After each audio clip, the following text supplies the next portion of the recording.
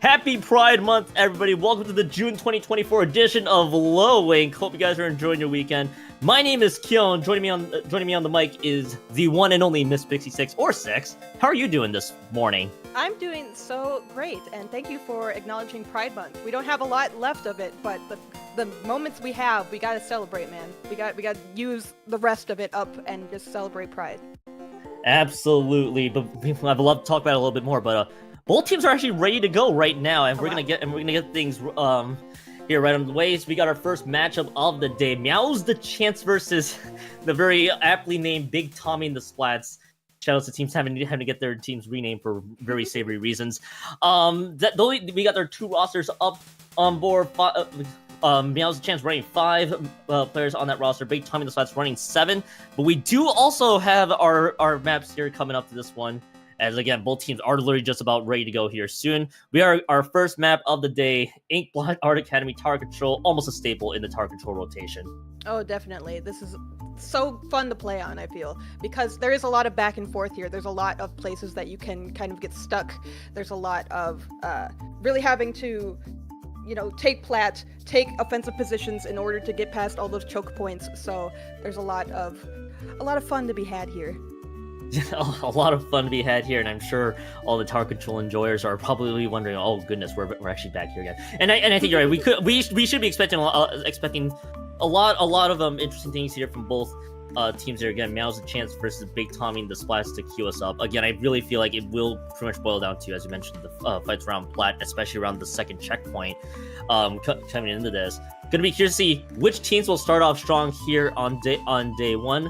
Just a reminder for those tuning in, we are running 2 groups today too, so again, wins will start to matter more as here comes Splat Art Academy Tower Control on our side here today. It will be Big Tommy the Splats on the alpha side, followed by Meows the Chance on the blue. We take a look at the weapons, almost standard as you could possibly get with, unless you see the Neo splash on the hands of Paradox.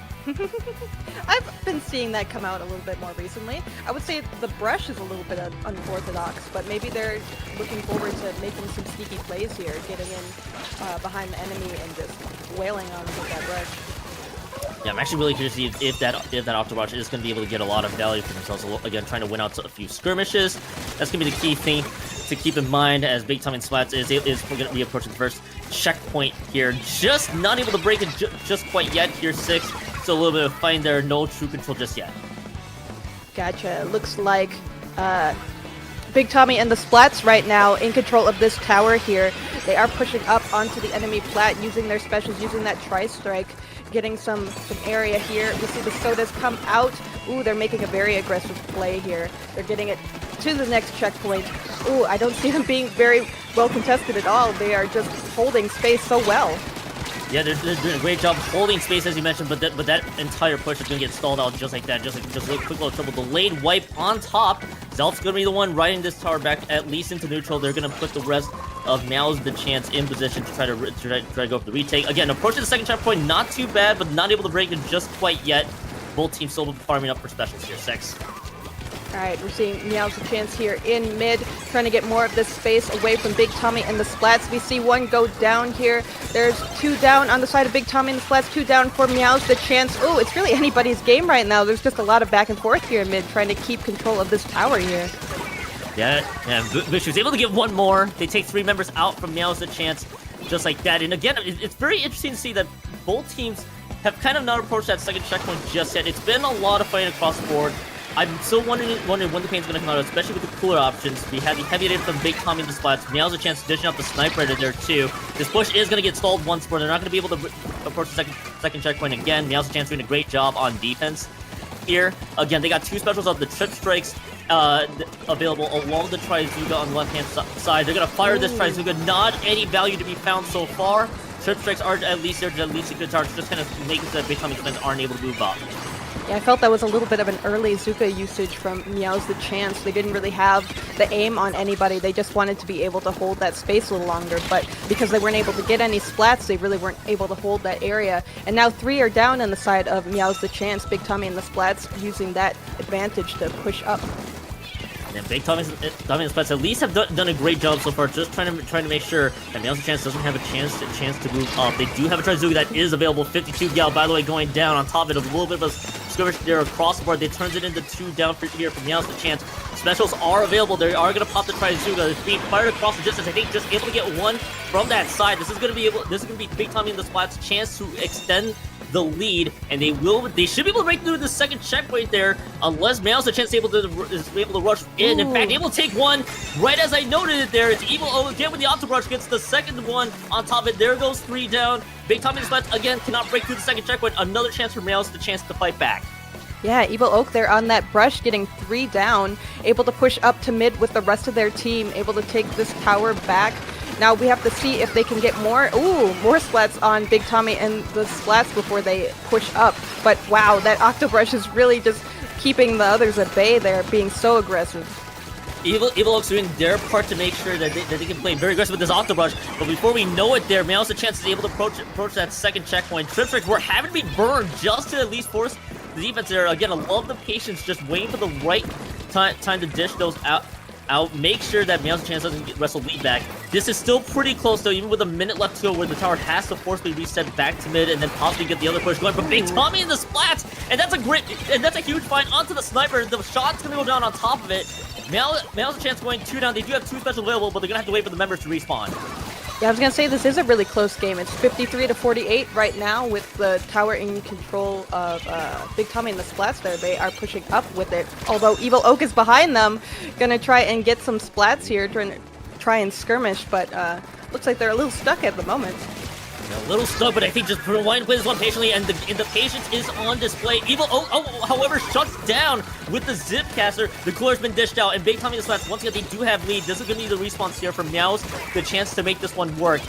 Big Tommy and the Splats does all they need to hold on defense for just a little bit longer there, and the shot did go down, but they did pick up the cooler just earlier, so they get the Trizuga available, but they have to find value right away. There goes 2 down, and Big Tommy and the Splats should have the main advantage.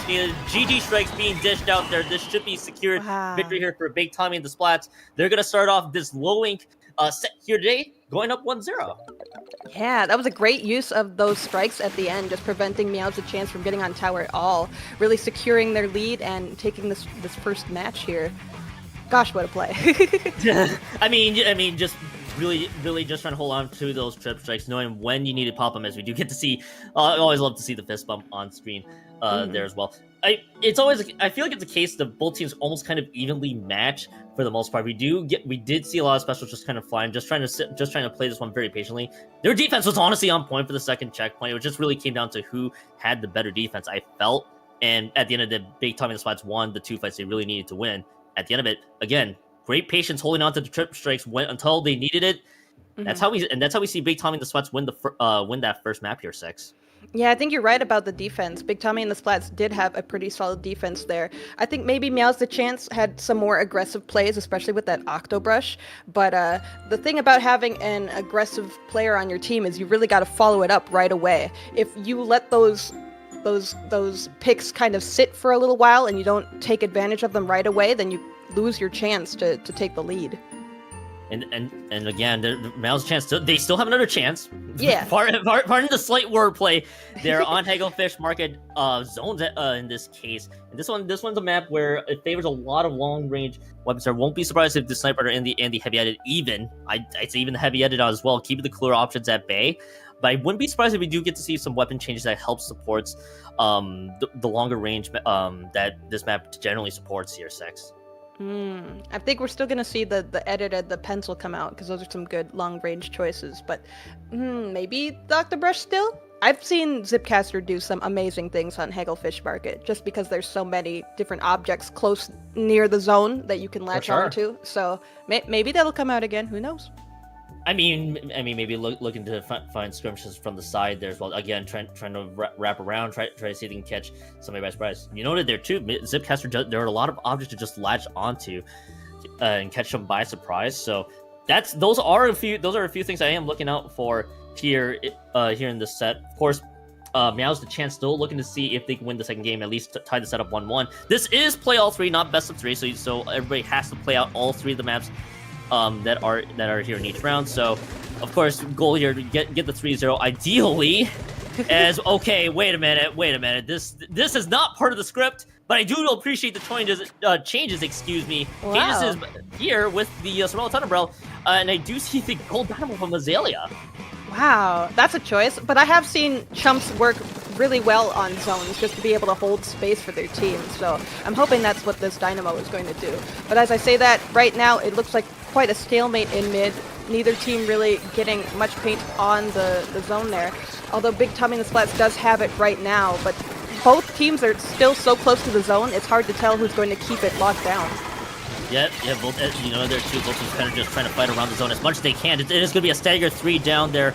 Meows the Chance, by the way, also switching to the Octobrush Nouveau, which they do have the beacons and the Inkstorm, a little bit of support there, but this is going to be a very opportunistic jump I just saw from the gold dynamo, so they just went down too quickly. Big Tommy the Splats having firm control of the zone. Zalpso doing their best to just paint over it. Trizuka will find one, and that'll be the edit, and it won't find the second one. Those Trizuka shots were much needed. Forces the zone flip on Meows the Chance, and now Meows the Chance at least forces penalty points. They're going to get a little bit more off of this. Wow, the Zuka from behind. Oh, that's amazing. Nobody saw Zalp coming, and they were able to get those picks so easily. Now we see Azalea there with the Dynamo getting the ping down onto the zone. They are holding it pretty well here. Although, as I say, that Big Tommy and the Splats is making their way forward, retaking the zone with cages on this Brella here. And the other thing to note, they're still pretty close in scoring. We are pretty much seeing what we saw from the first map alone. Kind of just fights across the board, just waiting for the right time to pop those Trizukas and get the Valor. I feel like this is going to be the name of the game here too, because something that Big Tommy and Splats are dishing out is that double Trizuka and the cooler. So familiar sightings for the most part there. They are 3 down though. They won't be able to keep the zone for long. Now's their chance. Now's a chance at losing the zap though. So again, zone's kind of stuck into this neutral state. Both teams really not having any control of the zone for the past 40 seconds here in this game. Yeah, both teams are being so aggressive. They're both really close to zone. Like, neither one is being pushed back enough to be able to take it from the other team. But as I say that, we're seeing a kind of flank here from the right side. One player does go down on the side of Meows the Chance, but still Meows the Chance has the zone in their control. Ooh, there's so much back and forth in mid. It's so much. They're trying so hard to hold the zone.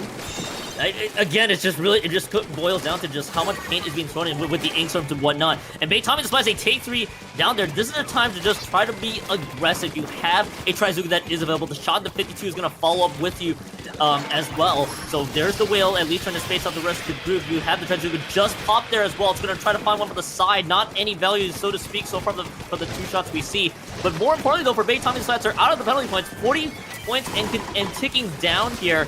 There are the chumps. They do take out the heavy-handed. That is still pretty nice. It is 2 down. Now's the chance has to hurry in and at least flip the zone. They should be able to. Yeah, they're able to flip it. Ooh, they were really playing the long game there. They were waiting in the back, kind of waiting for their specials to come up before they really pushed back at Big Tommy and the Splats. But getting those 2 down right away, they were able to push into the zone, take it from there. Ooh, although a couple of them are going down right now trying to hold this zone, Big Tommy and the Splats able to get it back in their control. They were able to at least get it back in their control, and I feel like the idea that they were trying to do is without the rush, they were just trying to play a little bit of distraction there. They are having to deal with the beacon, the ink, so again, those Zipcaster to note there is this jump gets heavily punished. Little unfortunate jump there for the Octobrush. Azalea is at least able to take out the 52 there and Meowie on top of this, but again, for Meow's a chance, still trying to find paint or just try to find members there, but there is a flanking Gorilla waiting to strike whenever they can. There is that Octobrush that is going to go down from the side, just going to be able to escape with just the 1 down. That should be enough for Big Tommy's Splats for sure to go out of these penalty points. I'm seeing a lot of Big Tommy and the Splats doing those kind of skirmishing moves, that sharking, the hiding behind the enemy team, and it's really paying off for them here. They're able to surprise the enemy, they're able to get the picks when they're not prepared for the different specials that come out, and here it goes for Big Tommy and the Splats. They get the zone, they get this match. Yeah, they're going to be able to take this match home for sure. 2-0 is going to be the scoreline. I think you know there too. This has been their game, just trying to find any skirmishes that they can get, and pretty much all the attempts that Now's the Chance we're trying to make just got shut down each go around there. And I got the sense that Meow's Chance were doing their part, just trying to probably make a few adjustments there on their side, but especially with the Gold Dynamo and the Octobrush Control. Just didn't work out in the end. They had the right idea with the beacons, trying to take full advantage of the jumps, but pretty much Big Tommy and the Splats were on top of it. Mm-hmm. Again, they do win out the set for sure. We do have to play all 3, of course, because these are because it may play a factor into tiebreakers. And of course, you want to make sure you finish this set strong. 3-0 is going to be a great start to your low ink this month. That's true. That's true. I love seeing the different weapons on Meows the Chance. Just the kind of unorthodox picks of the Dynamo, of the brush, and just seeing how they play together. And I think they're all really solid players. Like, they made a lot of amazing plays here, but just holding out against all the skirmishing that Big Tommy and the Splats were able to do, it's just tough. It's just tough when you're by yourself and you're trying to defend against that kind of thing.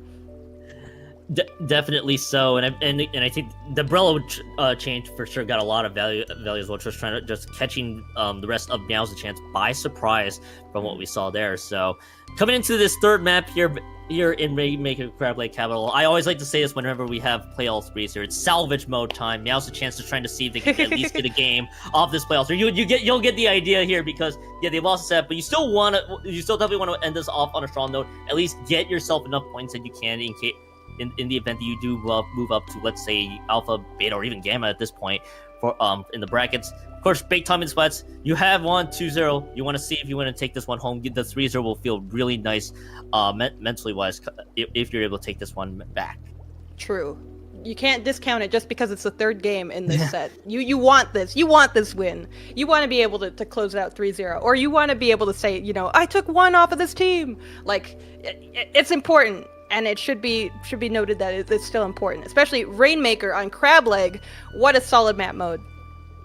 Yeah, I don't mind this. I don't mind this map mode at all. I definitely warmed up to it in recent months there, too. Usually because I've seen all the other Rainmaker maps be take center stage, such as Undertow. But this one might first me. I've again warmed up to over the months. I don't know why I said years in that regard. Time is nothing but a myth there. True. And speaking of changes there, and I guess myths on top of it. Here's the dualies here with the crafting available. I think this would be the big change. Azalea is back on the Sniper, but Evil Oak's going to stay on the Octobrush Nouveau. Ooh, and one already goes down on the side of Meows, the chance for trying to make these aggressive plays. The Brush is able to get a pick, though. 2 are down on the side of Big Tommy and the Splats. No one's grabbing the Rainmaker quite yet. Looks like they're trying to get more of the area around it first so they can make a good, solid push. Yeah, that's a really good conventional wisdom. There, it's just trying to get control of the map so you can get that first checkpoint, not have to worry about which path you want to push clear. Later there, Meows a chance with the first checkpoint. That's gonna be a really good start for them. Not having to worry about the checkpoints later on. They're gonna opt in for the right side. They're able to get that one. There is 2 down, though. The shot just gone down on Big Tom and the Splats, and Evil Oak just trying to play a little bit of a rush game underneath the graders. Not entirely sure if that's gonna work out for you, bud. But at the end of the day, this Rainmaker does reset, but the goal was meant for Meows a chance to get the checkpoint. Now I was thinking they were going to go with the other Octobrush. Oh no, a wipeout on the side of Meows the chance. Big Tommy and Splats able to push this up now. As I was saying, I like the idea of the Brush using those beacons, especially in Rainmaker, to kind of keep your team forward, but that doesn't seem to have worked out for Meows the chance right now, as Big Tommy and Splats able to push it a little bit more. And you get and I like that Evil Oak's able to flex over into the other Octobrush if needed. So I think the idea is pretty much down, just trying to use those beacons, take full advantage, catch the revs of Big Tommy and the Splats by surprise. They almost made it work last time, but the last time that has happened, the Big Tommy and the Splats were able to cover for it nicely. Now both teams have broken through the checkpoint just now. We're down to Splatoon 2 gameplay. You're now focused on reaching the goal point. Yeah, exactly. You have to now focus on the final goal, which is slamming that one home. So gonna be curious to see how both teams want to approach this one. Trip strikes are available from Meows a chance if they want to take advantage of it. Rella has gone down on top. The Rainmaker bubble has been popped open. Bushi is able to take out Paradox, but it stands still kind of stuck into this neutral game here, 6. Yes, there's definitely a lot of trading back and forth in mid here. Neither team in a good position to grab that Rainmaker as it goes back to the center. You see Azalea here trying to get some picks, trying to get some paint on the ground, but really not finding too much from these rates up here. Yeah, not really trying to find a hole. I think just more focus on trying to poke out the rest of Big Tommy and the Splats. They're at least putting down as much paint, possibly farming up for floor is not necessarily the worst strategy there. And there's still, honestly, a lot of time. So trying to work this one through methodically, trying to see if they can find one from Big Tommy and the Splats. And then maybe look to push up just a little bit further. See if they can work around the space there. Now he does pop that crab tank, trying to see if they can find the sniper quickly retreating. And I haven't seen a Splat until that Neo Splash went down for quite some time. That's kind of just showing how slow the game has gone. 2 are down on the side of Meows the chance now. Big Tommy and the Splats in a good position to push up, although that Brush able to get through all of that paint to get the Rainmaker down. Ooh, they do go down themselves though, but they were able to stop the Rainmaker before it went too far forward. That's a big defense there from Meows. A chance this again could have easily gone a little out of control there, but they are gonna have to pick up this Rainmaker once more, just trying to see if they can make this one count. And now we do see this Rainmaker being picked up there. Bushi still poking from the right-hand side. This is going to build up enough space there, but it's just a lone umbrella that is there for defense. It falls down, at least didn't fall down out of bounds. Maybe that would have been preferred in the grand scheme of things. No matter the cost, so they're not going to get any more points off of this one. The clear's been dished out on top. Rainmaker's going to be picked up here from Meows the chance, and this should be their chance here. They take out Bushi. That's a shot going down on top of it. Maybe this is the time for Meows the chance to move forward. Ooh, that's 2 down on the side of Big Tommy and the Splats. Oh, they took the lead. Let's go. Azalea with this Rainmaker here, almost all the way to the pedestal. They get taken down, though. Ooh, Big Tommy and the Splats are going to have a hard time getting the lead now. They only got 1 minute left to push it almost all the way to the enemy pedestal. Yeah, that was a really strong push from Meows. The chance that they took out Bushi, they realized, all right, we can start moving a little forward there. There's not much in the way of skirmishing power that could be very quick. And this is a very comfortable lead. In fact, just the 1 point remain. It's now just the KO that Big Tommy and the Splats have to do if they want to get the 3-0. Now that's a great start. They got the Rainmaker picked up here. 38 seconds left to go. 6, almost 2, maybe 1 or maybe 2 more chances available for Big Tommy and the Splats if they play this right. Oh, you're definitely right, Kiln. Big Tommy and the Splats with this Rainmaker now just going slow and steady, trying to get forward, but slowly, trying to get the picks before they move too far forward. They only have 20 seconds left to get this Rainmaker in. Well, they do have overtime if they're able to keep it that long, but goodness, there's a lot going against them as there's 3 specials for Meows the Chance. They're throwing them out now, trying to get that pick. Yeah, trying to focus on the pick now. They got 27 seconds left, only 20 seconds of extra overtime, Ooh. and that Trizuka was just waiting in the wings. He just pretty much knew where the vicinity of it was, and that's all you needed to do. And I've noted before we queued into this third map, it's salvage mode for Meows the Chance.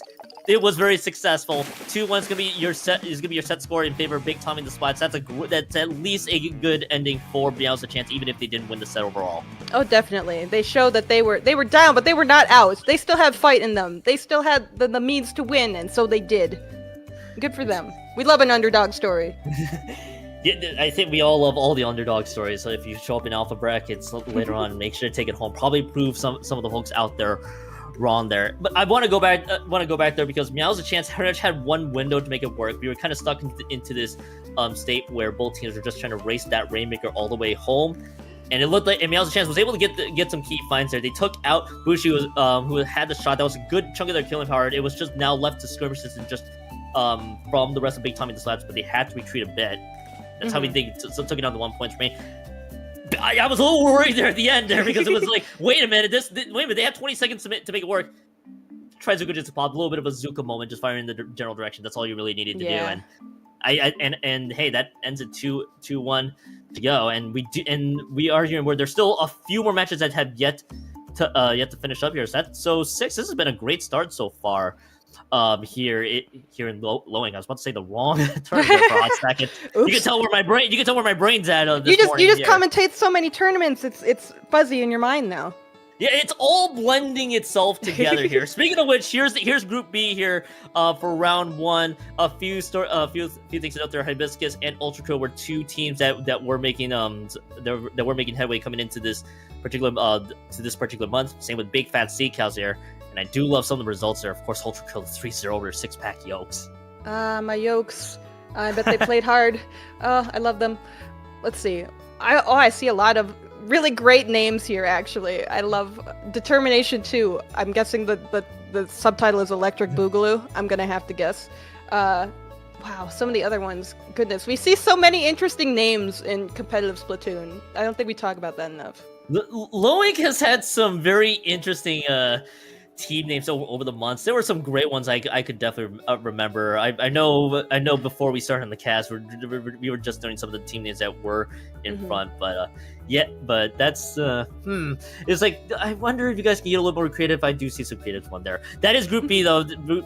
We do have 4 matches left in the wings. I think if we are able to swing it over to Group A, we could see what is going on that side there too. Yes, thank you so much. By the way, huge shout out to Inkfair on production. Thank here you, Inkfair. Today. Yeah, thank you so much. As we do see here were some of the other scores as well. Rewind, of course, the 3-0 that I saw right away. Clairvoyance 2-1 over Blakespear as well. So a lot of these matches I've seen a handful of 2-1s, obviously a handful of 3-0s as round 1 kicks off. Yeah, it's almost 50-50 it looks like.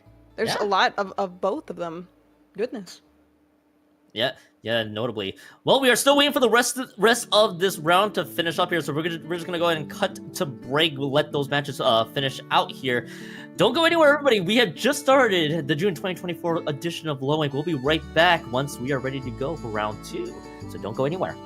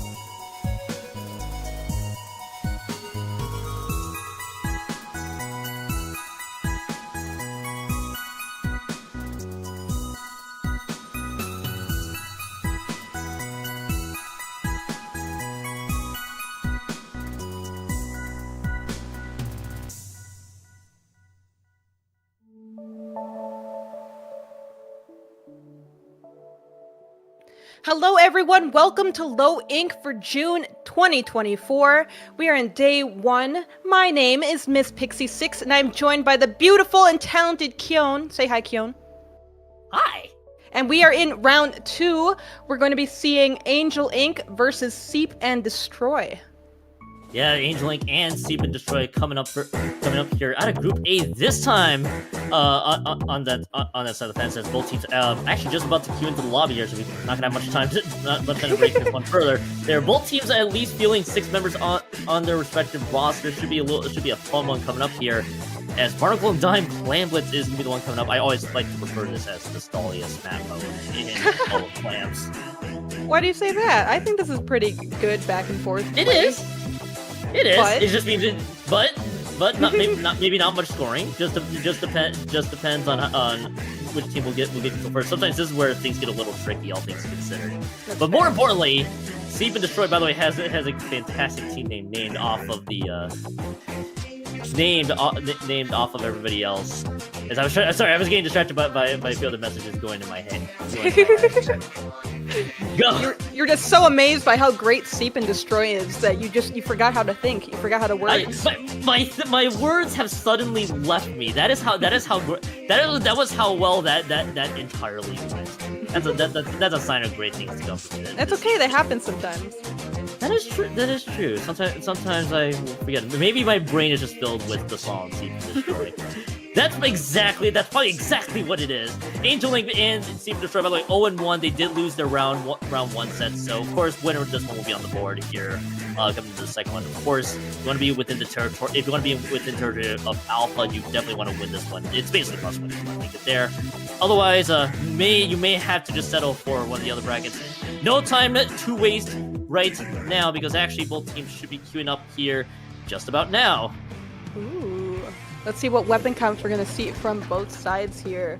Ooh, I like the Wiper on the side, and what we got going over here. Pretty standard comps for both sides, I feel like.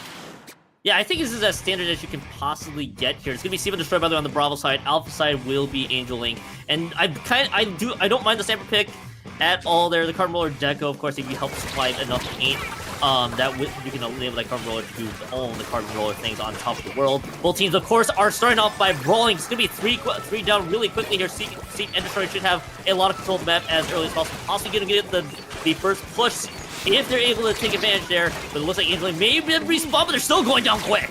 Yeah, Seep and Destroy able to keep getting picks here off of Angelink. And they also have a lot of clams to their name, able to collect most of them before getting all the way to the enemy basket, but not enough for a power, which is exactly what they needed there to get their first score. But now we're seeing them retreat to mid as Angelink comes back as aggressive as they were.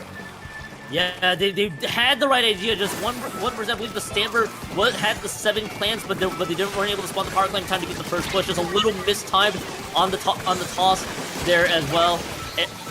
Excuse me. It's 2 down, by the way, for Seep and Destroy. And Angelink, actually, I believe is what the actual donation for this one is. We'll be able to stop this one through. Seep and Destroy is gonna have to go back to the drawing boards. Like Angelink? Angelink? Yeah. What is the N and the K for then? Goodness. I'm trying to read the word like it looks, but I'll call it Angelink. That's fine. I understand and respect you. We see the first score go in for Angelink. they are starting to, all their members are going down, it looks like. This Ballpoint is the only one up, and they do get wiped out, unfortunately, as Seep and Destroy is retaking mid here. Of course, I had to prove my words wrong because we're using a very stalling map there, and the first scores are happening there. Seep and Destroy gets an even better push. 1+2 small clamps, and they're gonna get a handful more, and it's gonna turn this into 1+5. And so counting there, they do get wiped out. This is an even better push though from Seep and Destroy. Excuse me. Angelink is gonna be the one at least reclaim controlled map. So honestly, a lot of time left on the clock, but Seep and Destroy with a nice response. Definitely. Angelink able to hold mid here. They are getting a lot of clams. Ooh, most of the clams are actually in their name right now as they build this power here. We see the Ultra Stamp go out, getting a little more space near the enemy basket, getting a pick. Ooh, this seems like, oh wow, and another pick there with this Viper. Let's see if Angelink can take advantage, and they do. They're popping specials. Wow. Oh, they get the wipe out. They're just taking so much space, taking so much advantage of this lead here. They are trying to get more clams. Oh, they haven't gotten the lead quite yet, but that power is right there. They just got scored in, and they get the lead. They do get the lead, and that is a huge shout out to the Viper who got the triple on top of it too. The hammer toss for extra style points, but also the correct move to at least clear out that left hand side. And Angelink also jumping the pity clan that was stuck at their base. Excuse me, but just stopped a bit short. Nice bailout though, able to cash that one in. They turn this into 35 points remaining. These are some quick scoring moves here that both teams are dishing out. Drillion and another member of Seep Destroy has 2 power clans available. They are ready for that counter push. But both Team 6, interesting enough, are very back and forth, very wanting to just fight whatever they can. Viper definitely gets one, maybe looking for the second on Drillion, but Drillion shuts him down. Wow, and we see 2 power clams here for Seep and Destroy. They're just juggling them right now, trying to get them a little bit more forward, though Angelink is pushing them pretty hard here, trying to get the picks. We see the Ultra Stamp come out, get another pick off of Seep and Destroy, but Seep and Destroy is just really holding on to mid here. We see one jump back with that power clam, just trying to keep it alive, trying to keep them able to do another push, but wow, they are pushed back pretty far here.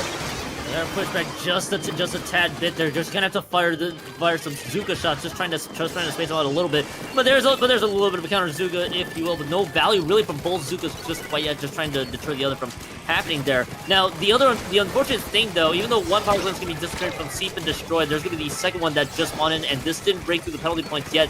So they are able to save 2 of them. This could be a very powerful push coming out here from Seep and Destroy, but they lose 3, so it's gonna be stalled out for just a bit. They're gonna have to save one of the power clans from the back. They're gonna have to likely give up that 1 power clan up there, so they're down to just the 2, but they do take out the Viper and the Ballpoint. Ooh.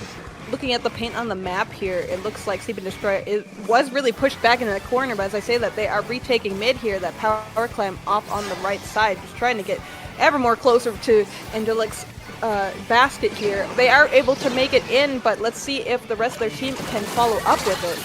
Oh, and they absolutely do, because they get 2 of the power clams, and they had so much power clams in their possession. They were able to take it down to 32 points. And now if this is the points they're going to be stuck with here, it's going to be 1 push, but then 1 push, 1 power clam, and another to get lead for Angelink, or Inkling, I should say, as Artemis is going to be the one to use the Sam, as like you can't find anybody else. This is a great stall. This is just great stall from Seep and Destroy, and just a little insult to injury falling off the environment. They could not advance up any further there, and this round will go to Seep and Destroy, just barely starting this one off 1-0.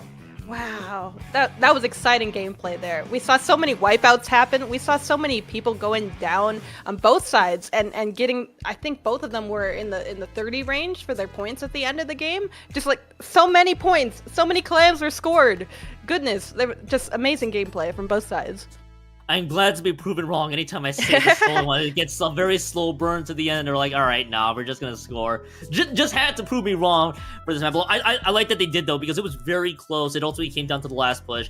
Just not enough firepower really left in the tank. I got the idea that Inkling was trying to do, was just trying to find picks left and right across the board for the team there, but Seep and Destroy understanding, all right, they're gonna try to advance up. We need to make sure that we don't let them do that, and it was successful all around there. So Seep and Destroy gonna be up 1-0, and again we're gonna keep eyes here on and I'm gonna not be able to pronounce this team. Is it Angelink? What? This is where I'm gonna need to have somebody let us know. Come back into the room. Come back. Please please tell us here soon. We're probably gonna butcher it probably a handful of times there. Manta Maria Tower Control, nevertheless, is gonna be the second map of this game here. 6.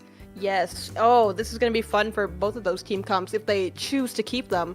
Oh, I love seeing Inkjet on Manta Maria, especially just because there's so many places that you can really be oppressive. There's so many little hallways, and you can peek over so many different walls. Like, oh, it's fun. It's fun for a ballpoint, and I think that would be a great choice on this map mode.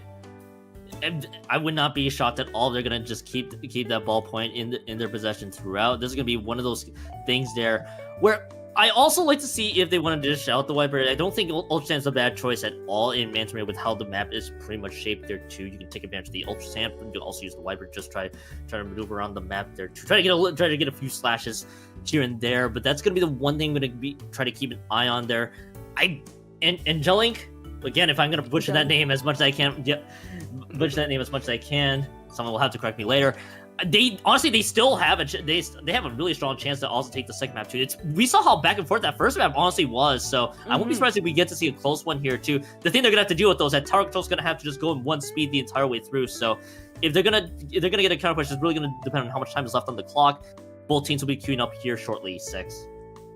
Oh goodness, I'm excited for this one. I'm excited to see that back and forth gameplay that we saw before. I'm ready to see more wipeouts. I'm ready to see that aggression come out. Ooh, we see. Okay, sticking to what we know. I appreciate it. I respect it. Ooh, a little bit of a different team comp on Seep and Destroy though, bringing out that slosher. Not just a slosher, I believe this is just the double shot comp, just very different variations of the skin there. You could have gone the hero shot replica and that would have worked too. So they're gonna go for a little bit more of an aggressive comp. Pretty much their range weapon is gonna be the slosher in this case. They're gonna try to be in your face the entire way through. And if you're gonna play aggressive, why not do so on the first go? As it is gonna be a very brawly fight. I guess you could say also a messy one on top of it. It's gonna be delayed 3 down to start things off. Seep and Destroy should be evented through the first checkpoint unless Artemis has other things to say, which Artemis does, says a lot, not able to get the second one through. Somehow or some way, this will be the first checkpoint for Seep and Destroy. Wow, there was so much back and forth in mid there, but we have all of Seep and Destroy in mid now, using their specials, keeping Angelink far from the street here even. We see the slosher come out, getting these picks, just able to keep, wow, getting these picks so well, even though Seep and Destroy is very visible here in the enemy street, but they're able to stay alive enough to keep pushing this tower. Yeah, just being able to stay alive for just a little bit longer, at least get a few more points off the board, but just not able to break through. Again, the second checkpoint very hard. It can be very difficult to contest through. Just not able to do just that. And Angelink or Angelink will be able to get this one to at least get that tower reset in a state where they can make it work. Drillon's gonna be the one to look out for, of course, trying to farm the Trizuka, which they're gonna be trying to utilize that Zuka's range. There, it's gonna hit pretty much gonna miss a lot of members. In fact, it's going to continue hit the middle. No value out of the Zuka, and it's gonna allow Angelink to be able to get through the first checkpoint, maybe even more so with 3 down. And Drillon is still on this Galaxy Brain flank, trying to see if they can find anybody else. But by doing this, it is allowing Angelink to possibly break through. No, short by a point, and there's Durleon. There's that flank. That is time. That's the double. This will be the assist there as well. There's the delayed trip on top of it. How that even worked is beyond me. I can't believe that worked. They waited there for so long. They used those Zukas and it hit the pole. It didn't go anywhere. But I guess because they stayed in the back so long that Angelink forgot about them, they were able to get that flank off, and it was successful. They were able to push this tower now. Goodness. Angelink somehow this is just a 1-point difference. It's incredible that it was that close.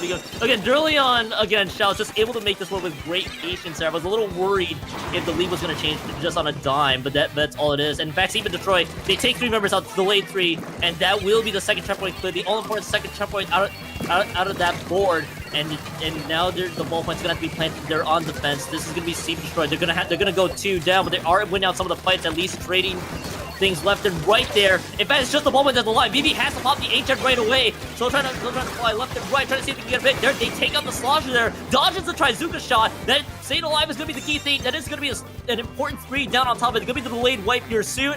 Seep and Destroy, however, takes it down to 6 points. They clear all 3 checkpoints, just haven't made it to the goal.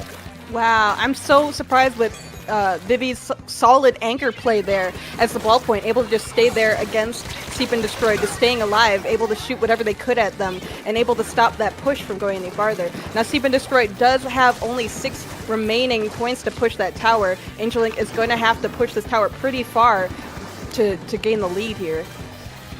Big thing for Angelink though is you are gonna is that they are working with a slight range advantage if the Anchor can play well there. But this is of course one of those cases where Seep and Destroy, they're gonna play playing very aggressively there. So if you're slightly out of position by a hair, they might be able to punish you. You just gotta respect the range all around.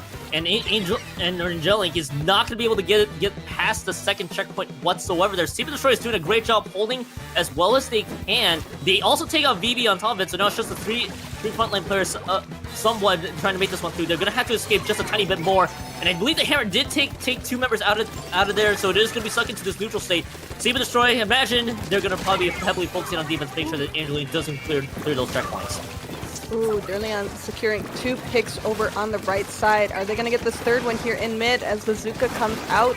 Ooh, they do get another one. They're able to hold mid. Oh, and then another one!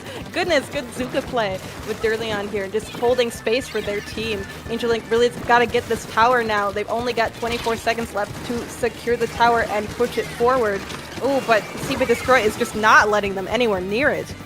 Big thing here is that trades are still going to heavily benefit Seep and Destroy. They are going to be 3 down. They do have a slosher that is available. GG tricks are imminent if the slosher stays alive, which they will. So expect these trip tricks to be popped out here and thrown right into the tower. This is going to be the rusher for Angelink. This is a little early on the timing here, but the overtime is just like that. Just blink and the overtime is gone. Seep and Destroy will win the set outright 2-0. Play all 3 is going to be coming up here, so Angelink is going to be in salvage mode, trying to see if they can just take home the 3rd game here in the set. Ah, goodness. And I think they can get it too. They've been playing pretty well against them. I think Seep and Destroy just able to have that one really solid push, just not able to get all the way taken down as they just continue to push that tower forward. Even against Vivi there as the anchor, just throwing everything they could at them. There were just too many on Seep and Destroy, staying alive, pushing that tower, getting it to 6 points left, and Angelink just not able to do the same on their end. Two kudos to both teams here. Seep and Destroy just weaponizing how aggressive you can play with the comp there as well, with the slosher, and just of course both splatter shots being able to get so much value. Heavy credit again to VB holding on well there, holding well there on defense again, dodging those Zuka shots that were just flying right at the Ancient. That was the thing that Zuka needed to do, was just fire at that Ancient and just take them out of there. But great dodge overall, at least giving Angelink a chance. Yes, they weren't able to win, but they did give them a chance to at least try to get another push in. At the very least, did not try to end it in a KO. And that's all it's going to be. Seep and Destroy again, 2-0 in the set. We are going to play all 3. Both teams will just have to duke it on Mahi Resort Zones. Seep and Destroy looking to be 3-0, at least try 3-0. Angelink just trying to salvage this one. Ooh, Splat Zones on Mahi is my favorite map mode, just because it's so fun. I love Mahi as a map, just because it's like a resort. It's beachy, it's fun. People should love it more than they do. And then Splat Zones, it's you really just got to focus on that middle square there, and just the I guess threat of falling in the water is also fun for me, just to see how many people end up falling in it, because you forget how small that map is at the beginning when the water is up, but then when it expands, you got a lot more room to play around in, and it's a fun mechanic that doesn't get explored a lot, I feel. So it took me a second to realize what you were referring to there, but I think you're just referring to moving them into the water to get the environmental splat there. I thought you were like, no, I'm gonna go take a swim here real quick. Yeah. Clearly, I mean, you could do that too. I mean, you could. Would be optimal, probably not, but maybe it's summertime, I guess, too. So it also really helped. Summertime for those in the northern hemisphere. On the other side, for all of our Australian fans, probably winter is happening over there at this point. So I forget how that works. Yeah, that is how that works. So the summer solstice did kick in like maybe a couple days ago. Mahi Resort Zones is going to be coming up here. Same weapon comps for Angelink. This is going to be 2. Yeah, I had to take a quick pause. It's 2 weapons that are changing out here. Verb is going to be dishing out that Simmer with the crab, and Durleon's on the custom range blaster, the new weapon that was introduced here in this season. Custom range blaster. I don't see a lot of Kraken play on a zones mode, but you know what? If it works for them, I can't knock it. If it works, it works. Yeah, maybe they might have something to work here in the zones map, but unfortunately for Angelink, it's Seep and Destroy taking full advantage. In fact, I believe it's the late wipeout here, so they should be able to move just enough to make sure that Angelink doesn't have a chance to fight back. But the Crafting just there to zone them out, use full range, make sure to buy themselves enough time. As this is a Zuka double moment there on top of it, and the poor Hammer cannot find anybody else. BB is pretty much just left alone to just defend with all their might. There's the Ancient, just seeing if they can get a value. Yes, we're able to at least take one in the zone. The rest team's able to follow suit there. The zones should be flipping here momentarily with the assist from Artemis, and they will Seep and Destroy on the penalty points, but more importantly, it's 31 points remaining for Seep and Destroy. Yes, Angelink was finally able to get some picks there, getting 3 down on the side of Seep and Destroy. Now let's see if they can hold this zone here. We're seeing Durleon on the left here trying to get more paint on the ground, but as a blaster, you really got to be on that zone to get any paint down. Ooh, we're seeing some picks here. 2 are down on the side of Angelink. 3 are down on the side of Angelink. Oh no, they're going to be pushed back into their spawn as we see Seep and Destroy being as aggressive as they always are. Yeah, love the aggression from Seep and Destroy. Again, using the blaster, just trying to catch them by surprise. Artemis is just trying to lurk large. That is a hitbox moment there on top of it. Artemis is able to get two on top of it there that at least flip zones the other direction. Angelink is able to get that zone back. Now they gotta focus on Kane, try to see if they can win out a sustained push there by trying to take out Seep and Destroy's members there. The custom range blaster is down though on top of it, but they lose 2 of their own, just members being lost left and right. But they are at least able to trade here. Burb and John are still working large. The zone is still stuck into this neutral state. But enough time for the crowd to be popped out here. Burb is trying to fight. Artemis is trying their best, but it's collapsed onto Jonah. Burb and Jonah able to collapse onto him, and it will DC destroy his control here of the zone. Ooh, they do got a hefty penalty though. They've got 30 points left to tick down before they have their actual remaining points tick down. We're seeing Artemis here on the Ultra Stamp, getting some picks here. Wow, that's 2 picks from Artemis with that Ultra Stamp. They're able to flip this back in their control. Angelink trying to push up here. They have all 4 members on the zone now, trying to push up, trying to be aggressive. Ooh, Seep and Destroy is going to have a hard time getting back to mid here as Angelink is still trying to get up on that plat, still trying to cause some havoc, get some picks, but they might be having a hard time finding any. They're just having a hard time just trying to work their way through as Looney is able to get one there with the Zuka on top of it. If it does go down, there's going to be a lot of paint being thrown into the middle. This is a pretty decent contest, actually. Angelink was able to take out 2, and the glitter was being dished out there, so these respawns should be coming in here up here. Yeah, let's go! That is a wipeout there for Angelink, and this is going to be the lead change. Artemis is able to move up just ahead, and that will be Artemis still trying to lurk large. That is a huge fight they needed to win, and that will be another member going down. Jonas going down to Leggy with the carpet roller, and they're able to get out 3 fights. That's a double from Leggy, and there will not be enough time to leave for Seep and Destroy to get the contest, and Angelink will salvage this set. It's a 2-1 set score for Seep and Destroy. Angelink winning this 3rd map home.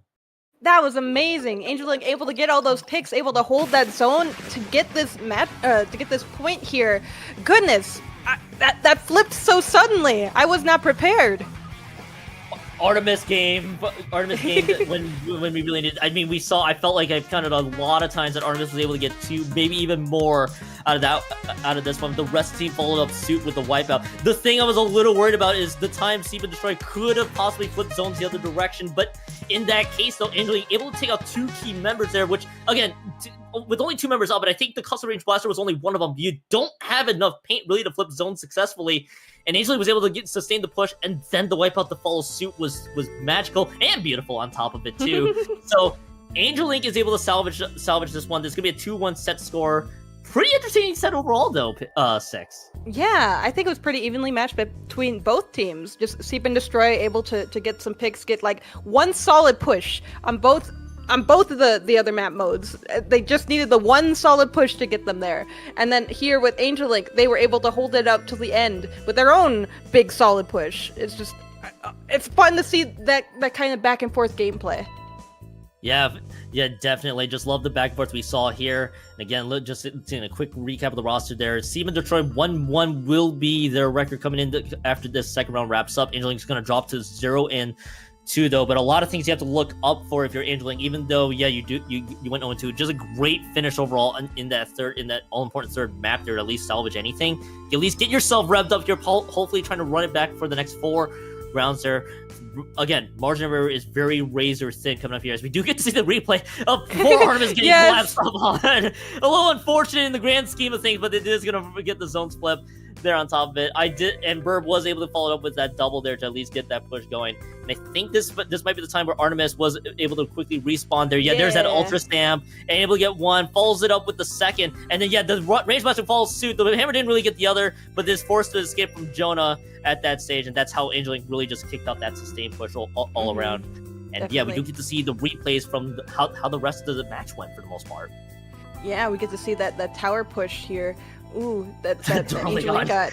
Yeah, oh yeah, the Durleon play with that they waited so long for, but they were able to make work.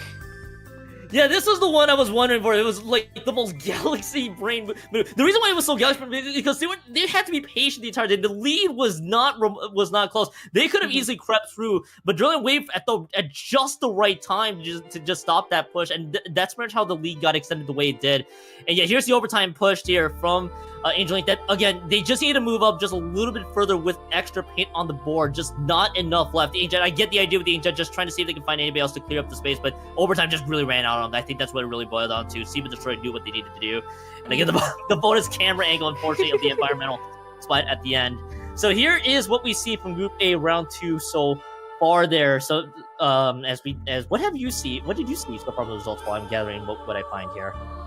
What I see so far in the results? Ooh, I see a lot of 3-0s. Not as many 2-1s here, I feel. I see a lot of 3-0s. Goodness. Splatoon to Trans Pipeline went 0-3 against Magic Beans, unfortunately. Ooh, I wonder how they have done in the other rounds, but I will have to look at that later. Let's see everybody else. Ooh, everybody's so strong today. Everybody getting those 3-0s. Everybody is really showing up for the team getting 3-0, definitely showing up against their opponents. That's what you, of course, want to do there. Again, Splatoon Trans Pipeline, unfortunately with the 0-3, still my vote for one of the best names here, of course, in Pride. For Pride Month! Again, happy Pride Month, everybody, as well. And Teletubbies Dorito, the other team name that I was just intrigued by, 0-3 against. Well, all I ever wanted was the mystery. Yeah, we don't know. What did they want? We don't know. Yeah, what do they want? Clairvoyance also 3-0 over to Cephalo Squad. If we do zoom it over to Group B, which I believe we may end up covering here in round 3 here on stream, if my patterns are correct. Yes, here is Group 3 coming in. Again, ULTRAKRILL is the team to look out for if you've been keeping tabs on stuff. They won their second round 2-1 there against Insomniac Central. Big Tommy and the Splats we saw earlier winning their set. They go 2-1 for the 2-0. And a few other results here to boot. Again, Big Fat CKL's the other one as well, 2-1 on that side. All I ever wanted was a ROLLIE. What? Is that a reference to something? I must be missing a reference here, and I think people are then going to tell me this is a reference to this, and this. I'm like, I'm a little behind here on all my cultural references. There's too many memes. We are too wise to be able to hold every single meme that happens in our giant brains, and so this just kind of passed us. So if anyone wants to explain it, that would be cool. Yeah, but yeah, I'm pretty certain. Okay, so I think we do have that. I'm not sure if we're gonna get the tweet up here, but now I think I finally understand. It was a tweet from Miss Popgun earlier with that team. I understand now. I'll just say that much. Oh, it's a song. I think it is a song. Yeah. It kind of shows how we're kind of caught up here with all the culture and all the music. There you go. Thank you so much. There for the team name. All I ever wanted was a ROLLIE. Popgun is just game prone to having catchy songs stuck in his head and then just singing them. Yeah, apparently now the entire family on Popgun's head is now suffering after I can't decide if I want to hear the song or not. Do I want this also stuck in my head, or am I just going to live in the unknown for the rest of my life? Yeah, I don't know if I want to know it that much further either. I think it feels like the mystery. If I listen to this after our broadcast, by the way, wraps up here, and I'm going to get it stuck in my head, I'm going to also curse out this team. Obviously PG-13 cursing, of course, on top of it. there as well. So there you go. There's the origins of that team name. Gotcha. You know what? And also the other result I did want to know, Big Fat Seagulls was also one that respect says another team that for people to look out for too. I feel like I'm learning a lot more with the team names as we go along here. In the first 2 rounds of Lowing. I'm not sure if you're learning anything here, 6, with what today. I'm learning that there's a lot of things in this life that I don't understand, and that's okay. That is true. It's probably better with the mystery there as well. We do have only a few more matches. I think though 6 and I are probably gonna see if this song is worth listening to in the intermission, or if we're just gonna be driving ourselves nuts when we come back. Round 3 will be coming up here shortly. This may also be a very short intermission, so stay tuned. You don't want to miss a thing. Round 3 will be coming up in Low Ink as I'm starting to contemplate if I want to listen to that.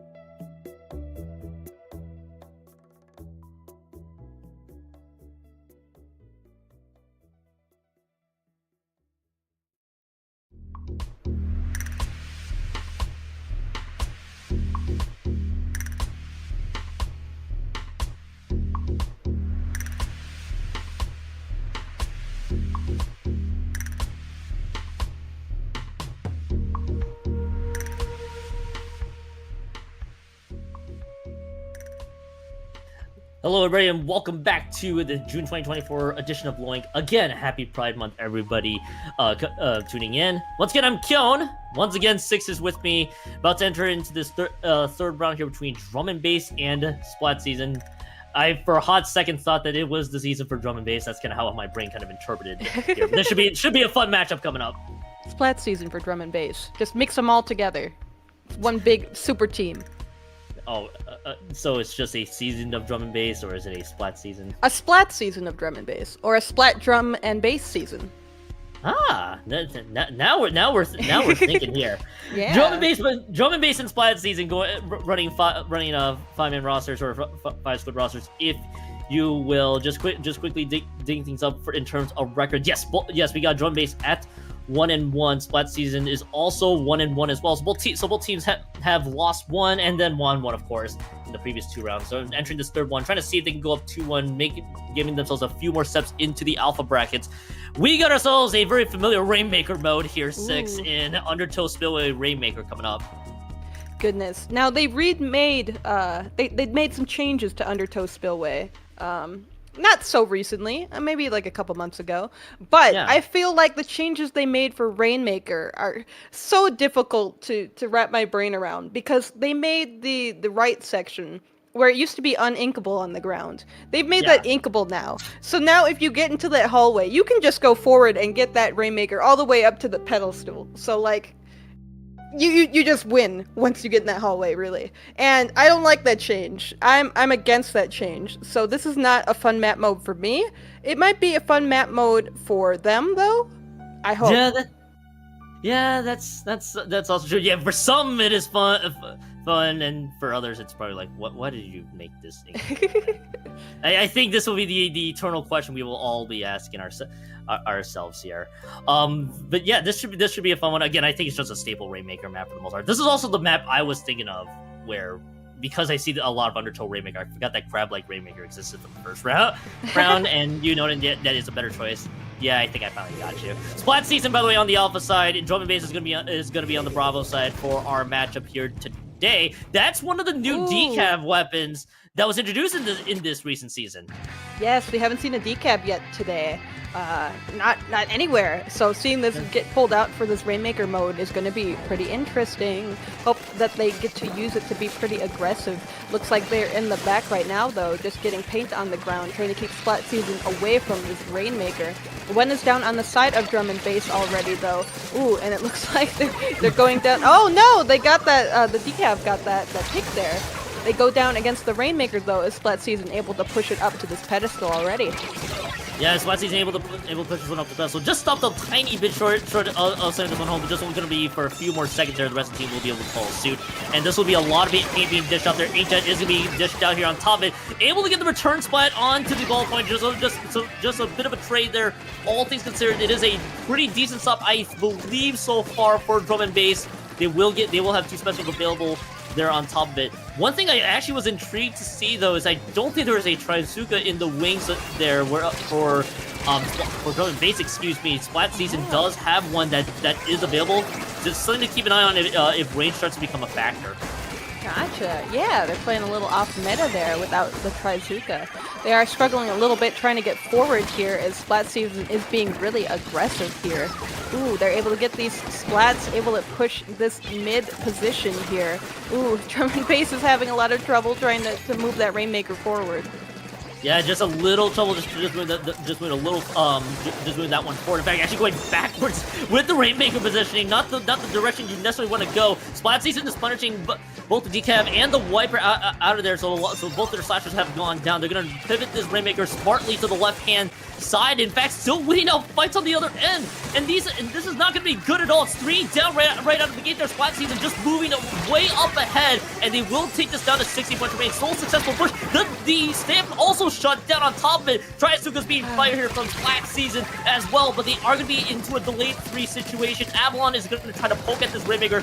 Probably going to have to realize to retreat here soon as Drum and Bass has finally respawned. But it's 16 points remaining. That's a really good push for Splat season. Oh, definitely. Splat season still being pretty aggressive here right in mid, trying to stop Drum and Bass from going anywhere with that Rainmaker, even though they'd have to push it pretty far to get any points on the board.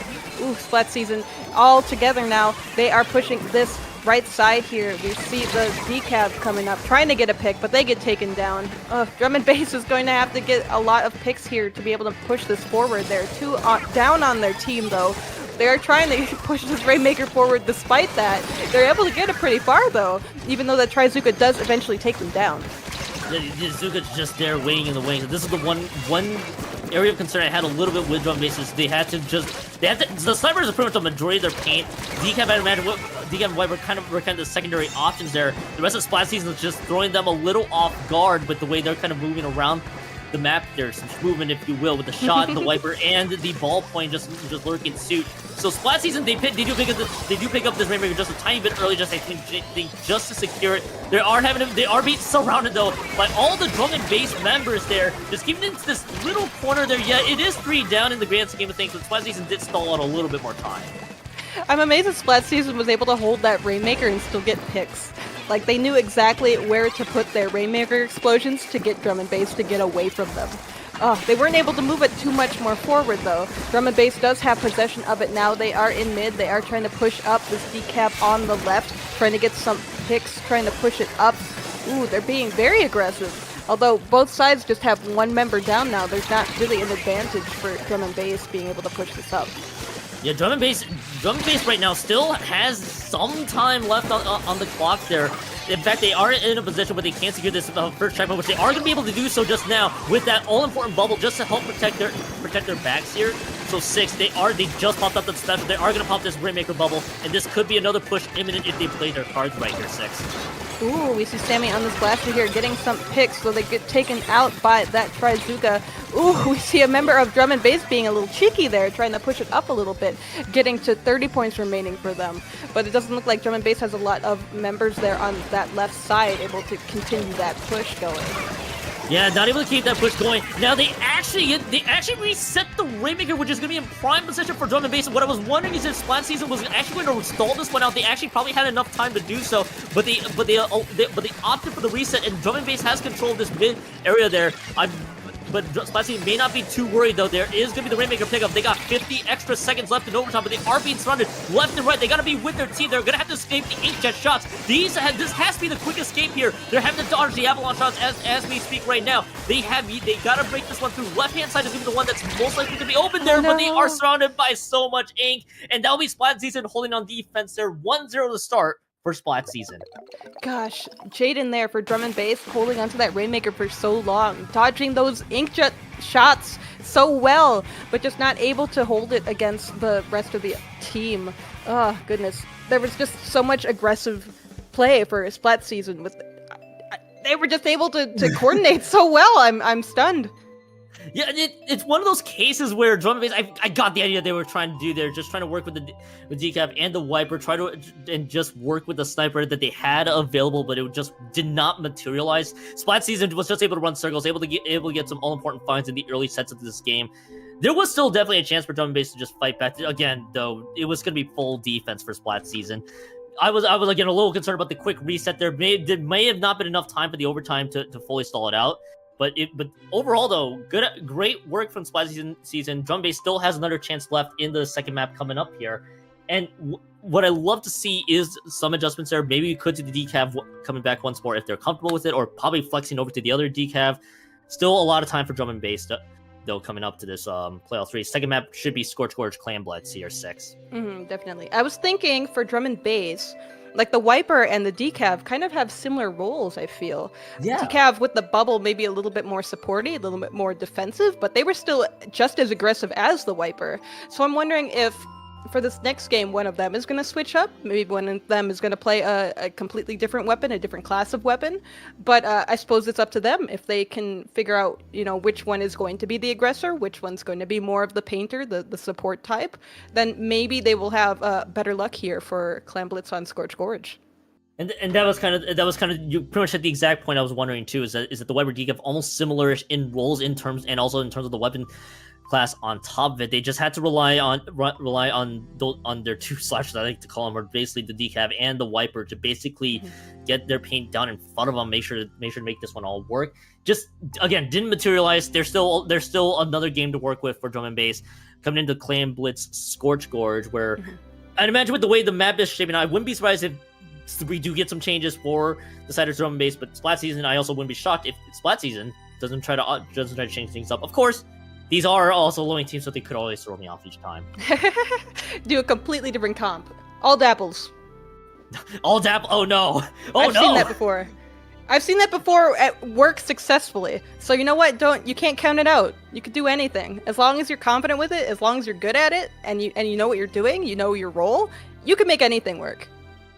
You know, I have a pal who is a huge Excel main that would love to hear those words resonate, and hopefully other teams would also pick up on it too. I like other teams that also have a great Squiffer player, and just have them be a core part of their identity on top of it too. So, hey, you're right. You're exactly right. You could dish out a lot of different weapons, and if you can make it work, hey, all the power to you. But of course, I wouldn't be surprised if you want to just stick to what is powerful at this current time. So you get Scorch Gorge Clan Blitz, second map of this play all three coming up here, and this is the one I'm going to be curious about. Yeah, just changes overall from from the side of drum and bass. Actually, it was also okay. Oh. Wait. Oh. Wait, what? Oh, what happened? What are we seeing here? Is that the reflux? That isn't not just the reflux. It's the reflux with the reef slider. All right, we're gonna see Mania here being pretty aggressive with this reflux, I'm guessing. Gonna see some reef slider action, hopefully. We see them on this left side here already being pretty aggressive. They get taken down to a bomb, unfortunately. Ooh, but Splat Season is pushing up here, trying to get some clams, although the team with the most clams right now is Drum and Bass. They're able to hold a lot of ground here, able to get 7 clams with Jade in here, seeing if they can build this power. They do. Ooh, but they are pretty pushed back into their own area, unfortunately. Six, I'm gonna need a few moments here because that reflux. I'm trying, like, this is not the if there was a lowing bingo card and this was in your bingo card, you could mark that off and have many questions about how that progressed. That's a fantastic idea. Why aren't we doing lowing bingo? Next time. All right. Back to the game at hand. 6. I think I'm crafting up ideas for everybody else. We do have 20 clams that are available here. Drum and Bass does have a power clam that is available at that stage. The Viper Deco is going to be the interesting change. I do note that I do like to note there because you have the 10 missiles and I believe the beacons as well. But the interesting thing here too is I think a lot of their aggression will have to come from the blaster and the pain from the snipers. It's a very awkward weapon setup, I like to say there. From Drum and Bass. Splat Season almost going as traditional as you can possibly get there with their weapons, as they do have 3 specials available. This is the one thing I'm a little curious to see if Drum and Bass can pull this one off. Ooh, Splat Season taking mid here. They do have a lot of clams to their name. They are trying to push up this ramp with that killer whale there. Ooh, we see the Zuka come out too, trying to get picks, but they don't find anyone, unfortunately. Ooh. Splat Season really pushed up, despite the fact they don't have a power clam yet. They are falling back now. Maybe they made that realization themselves. There is an Ultra Stamp here with this Wiper. Let's see if they're going to use it. They're just trying to stay alive right now, and unfortunately they get taken down in this pit here. So we have not seen a score. Both teams are kind of just playing across mid. No one really has any true control of it just now. Both teams, I feel like they just have the same strategy, just going for powerful pushes, because you kind of see how both teams are just gathering clams at this stage of the game, and how they're trying to utilize some of their specials here, as 2 members have gone down from Splat Season. Maybe an opening here if Drum Bass can make it work, or we could just be seeing a few trays left and right. It's actually a delayed wipe on top of it, but there is no power clam that is available, so the coolers are going to be dished out. They're going to have to throw up all the clams here, as Drum Bass does get the not able to swim up to the wall. A little tragic there on top, but Jaden's able to take this one up, at least get the cash in. The follow-up is not going to follow suit. It's just a one-and-done push, but at least the score's on the board about less than 3 minutes into the match here, 6. That might be all you need if you're Drum and Bass. Oh, goodness. Really, 2 minutes left. We only saw the 1 score so far. Splat Season in mid here, taking most of the space. Ooh, and it looks like Drum and Bass, they don't have a lot of clams to their name, unfortunately. They're going to see their basket opened by Splat Season. Splat Season on their ramp now, not really able to get any closer, as Drum and Bass is really all there. But as I say that, they get this lead here, able to throw more clams into the basket, able to somehow get around Drum and Bass holding that ramp. Ooh, but they are pushed back pretty far now as Jaden kind of takes the ramp. They do get taken down, though, unfortunately. Yeah, just staying down a little sooner than we expected there in Splat Season, at least on the board. Not quite the safe lead. In fact, just the 1+1 will be enough to swing lead in the direction here for Drum Base. So again, this is going to be the case where I imagine for Splat Season, just playing a little defensively there. They do dish out the cooler there to at least get the respawns in play. This is going to be the one thing I'd like to keep an eye here. Of all the things to look out for, the Reef Slider and the cooler usage followed it up with the bubble. This is going to be the one thing I'd like to see what Drum Base does. They actually pop a very defensive bubble on the left-hand side of the map here, and they may not be able to find much movement up front. 6, this is going to be pretty... I think Drum Base is going to try to play this one a little patiently, if anything. Oh, there's such a stalemate in mid right now. One off of each team is down. We see a power clam with Drum and Base, but they're pushed pretty far back. They really can't get around this middle pedestal here. They're just trying to stay alive now. We see Splat Season trying to take more of the paint area here. Ooh, a Reef Slider comes out, but they get... Oh, they don't get taken down. They stay alive. They got this power clam. Are they going to push it up? They're going to certainly try. They're gonna certainly try for sure. There's the ultimate is gonna be looking in the wings there, and the Splat actually coming out of the snipe raider. This still will be overtime because the mini clam is still stuck at their base. This will count towards overtime anyway. But now they gotta start moving up here. No specials online for either team, so it's gonna come down to picks, probably with their main weapons in the last stages of this game. I need to see how they're gonna try to advance up there. Is they gonna pick up this power clam? If anything, they see the beacon there. Sam is gonna try to lurk large. This flank has to be perfect, but it's gonna be snuffed out there by the snipe raider. They may have bought themselves just enough time. In fact, Drum Base are losing members left and right. Tiger 3 turned in the delayed wipe up, seal the deal, and Splat Season's gonna win this set up outright 2-0. Once again, it's play all 3, so we're gonna play the third map for tiebreakers or any salvaging that Drum Base could have. Oh goodness, I want Drum and Base to come back. I wanted that reflex to work so badly. It almost did, yeah. It almost did, yeah. They had a lot of good plays there. They were a shocking pick for me, and they were able to hold it. Like they were able to do what they needed to do, but unfortunately the rest of the team wasn't able to follow up the Reef Slider as well as they might have wanted to, and they weren't able to get the clams in. For all intents and purposes of highlighting basically the reflux, I think the reflux is gonna go on top of it too. The idea almost seems sound. It just didn't have much aggression either. I think it had to rely on the blaster on top of it. The Wiper Decal, sure, you had the Wiper, but you don't have much aggression tools available. You have the beacons and the Tenna missiles. I feel like they had an idea that could have worked out if they could let it materialize. The problem is that they were also running into weapons that gets a lot of constant play and a lot of aggression, which is, of course, your shot, your 52, your snipe rider, as well. And I think, I believe the regular Wiper on top of it. So it maybe just back to the drawing boards, I'd imagine, for Drum and Base, just trying to see how this works out. Again, it is play all 3. Ship-shaped cargo target draws. I don't know how I can pronounce that one right. No, that's okay. It's a lot of words. Yeah, there's a lot of words. Ship-shaped cargo tower control is going to be the one coming up here. Again, this third map just for salvage mode for Drum Base. Splat Season trying to see if they can look for 3-0. Goodness. Now for a map that wasn't initially in Splatoon 3, I've grown to like this map a lot, especially for tower control, because it's deceptive in the way that the map looks so open, but especially that second checkpoint, it is so stall-y there because the enemy has an advantage there. They have the higher point that they can just shoot down at the tower and not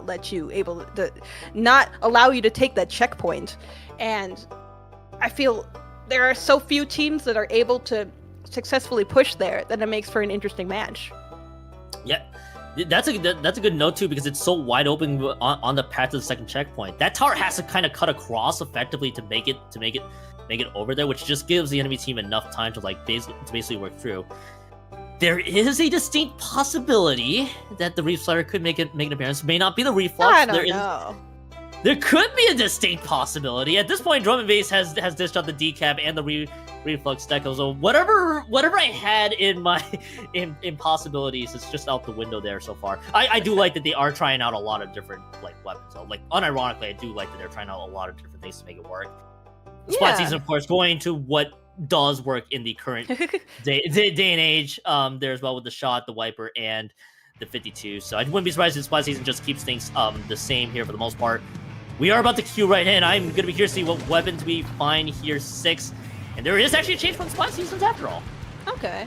What? Oh my no, god, no, what is happening? No, what is happening? No, oh no! no. Did they decide that the reflex has to win? Is that what happened?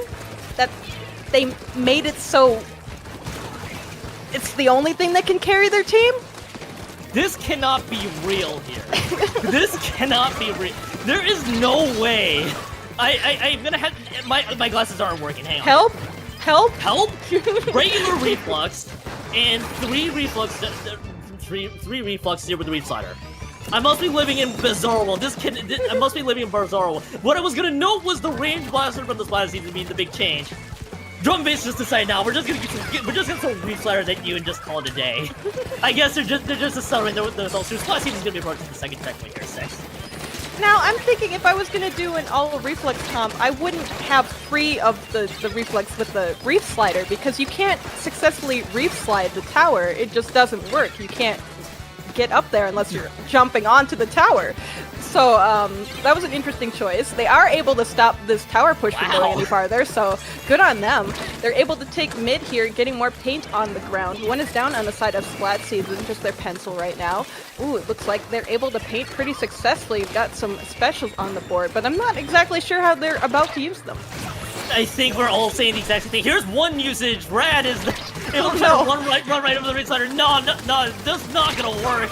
In fact, 3 reef sliders. It is reef slider mayhem here in Low Wing tonight, or today, I guess. Tonight, if you're elsewhere, and I'm still at a loss of words for the most part. I thought the range blaster was a solid choice, and then they're just like, okay, they won our hearts so far. This has gotten very silly here. Our brains are a little broken. Yeah. The other thing too is that the normal reef slider also just has the Tenna missiles too, so you're having to work with the reef slider and Tenna missiles. There's unironically not much in the way of aggression for the most part. They're gonna be able to shut down Avalon. The Ultra Sam's lurking through, but the Ultra Sam not able to find any. They're able to at least hold on defense. Good on them. They're able to shoot at this tower pretty successfully, able to get it to fall back a little bit. We see a reef slider on the side of drum and bass here, trying to get this tower again, trying to push up, trying to get more paint on the ground. We're seeing some specials come out from Splat Season. Goodness, there's just so much paint back and forth. I'm surprised that this blaster can paint as well as it's doing. That is very true. I'm gonna go a little off course here, 6, real quickly here, as we are seeing this tower just reset in a state I've never seen before. If you ever go into an Anarchy Open and you see quad reef sliders, go back to this VOD, go bookmark this VOD, curse, and start, and maybe just perform a few rituals or things. What did my Anarchy Open lobby do to see? I was gonna say if I queue up with that in my Anarchy Open lobby, I'm just going to turn off my Switch. I'm going to put down my controller and walk away from my TV. Just walk away from the TV and call it a day here. I know this is a little goofy. We're just trying to see how we can make sense of the 4 reef sliders. At this point, I don't think I have any left in the tank. Wavebreaker's is at least gonna be dished out here. AC can at least get a few picks there, there on top of it, with one of the reef sliders going down. One of the 3 reef sliders that goes on top of it. And here's Semi with looping around to the backhand side, not able to stop the tower push. And it is going to be the 3 refluxes down. Rad's going to be the last line of defense, and that's going to be shut down. The KO is there. Splat Season wins the set 3-0. Drum and Bass wins the set in terms of basically all the fan votes that I'm sure we're going to get. Exactly. Hey, they made some brave choices, some bold choices, and they will forever be remembered in our hearts. And what does winning mean when the other team is the one that's remembered in our hearts? I think they both win. You know what? I think that is the moral story. Both teams are indeed winners in our hearts here today in Low Ink. My goodness, Splat Season of course 3-0 to wrap up that set. They're gonna improve the 2-1. Drum is gonna drop to 1-2. Yes, I did note that too. It's a 1-2 set record for drum and bass, though. Winners, of course, in quad reflux, trying to make it work with the decap, and the reflux deck that showed up in map 2 was just mind blowing. Again, shout outs to drum and bass, at least wanting to dish it out here in Low Ink, and at least we're able to see it here on stream here today. So you know what? I'll give them kudos. Yeah, make it entertaining for the crowd. That's awesome, and I'm happy for them. And also, you know what? We should give them their due. They held out pretty long on that map mode. Like, they didn't just get immediately KO'd. They held their own. Yeah, they definitely held their own there too. Being able to hold for at 7 points remaining and then still be able to do just that for about a couple more. That's impressive outright too. And I just love what they dished out there gameplay wise. They did so well. Quad reflux against a shot in the range match. Of course, you're gonna lose that a lot of time. But again, I gotta give them credit. At least they dished it out and they gave it in an attempt. So hey. You know what? I'll also give them kudos there too. I'll also give them a round of applause. Yeah, round of applause. Yeah. Huge fans of quad reflux there. But that is gonna wrap up this round 3 set. I was about to know. Let's check out the scores here from Group B and then on to Group A here in a bit. ULTRAKRILL 3-0 as well. Big Fat Steakhouse 3-0. I do see two teams hitting the 3-0 mark out of Group B. Whip Race with the 3-0 over Big Tommy and Splats, the team we saw earlier. Oh. I know you're going to be very happy to see six-pack Yolks on the board, 3-0 against Evolver. Heck yeah! There you go. Yolks. And that's what we see here from the scoreboards here in Group B. Yeah. Well, unfortunately, this is the last round that we will be commentating. Yep. Kyon, where can the great people of Splatoon community find you? Yeah, you guys can find me Kyon2570 Twitter, Twitch, and Blue Sky as well for the usual stuff. So hey, again, thanks for working with you. Before I move over to you, just quick notes here for Group A, just so we can get this out of the way real quick. Yes. We do have October Red 3-0 over Blood Ink, Blake Scooter 2-1 over Skybreak, and of course Clairvoyance 3-0 over Honorbound. Those were the 3 quick ones I want to quickly note there as well before I hop it over to you. Now I'll do just that. Where can the people find you, Six? Don't find me. Oh, don't find you?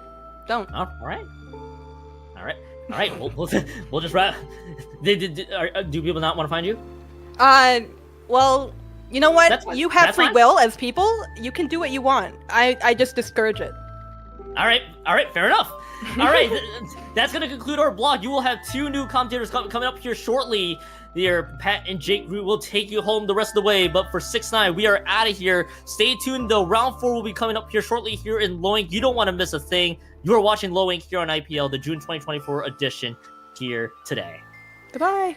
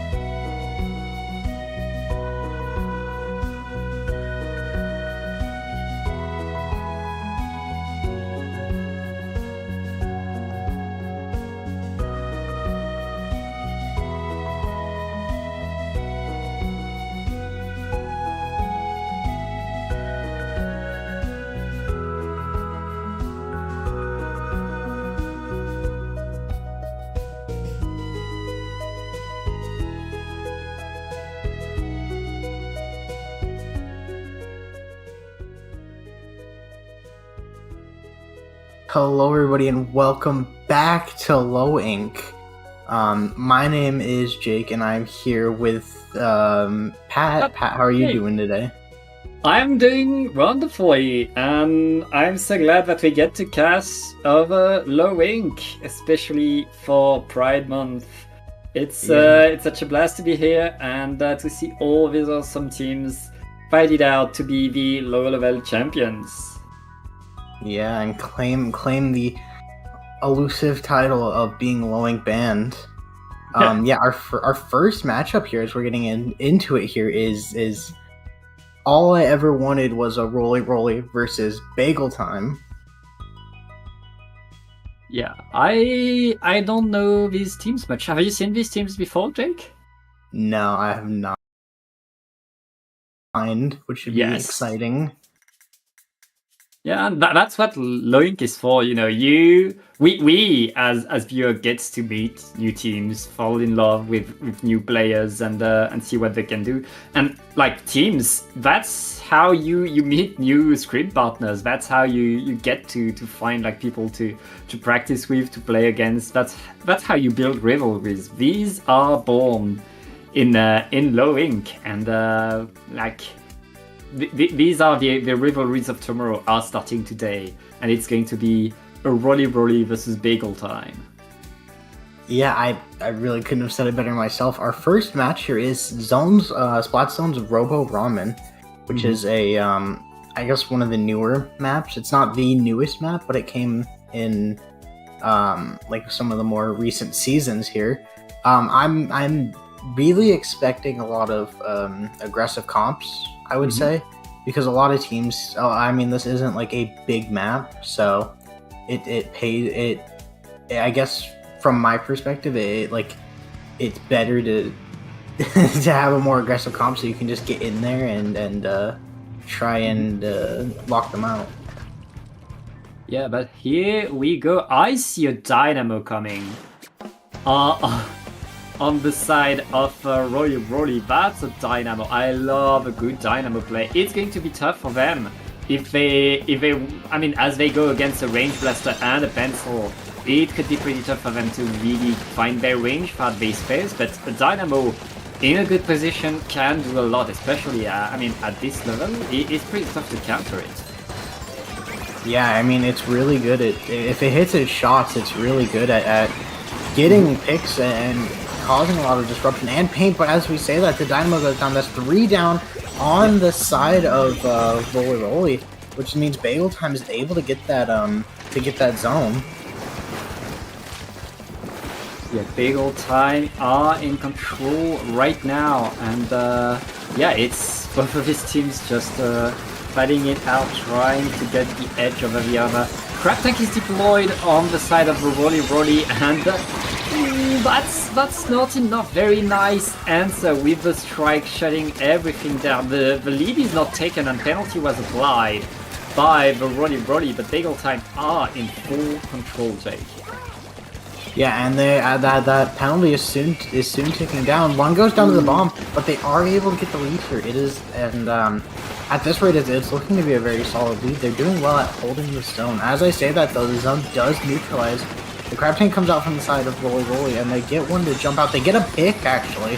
They get another one. That's 2 down on the side of Bagel time. That's a huge cap for the side of ROLLIE. They're able to push up here, and they're able to, you know, they have Cooler right there, and they're able to use the strikes there to just keep Bagel time at bay here for a bit.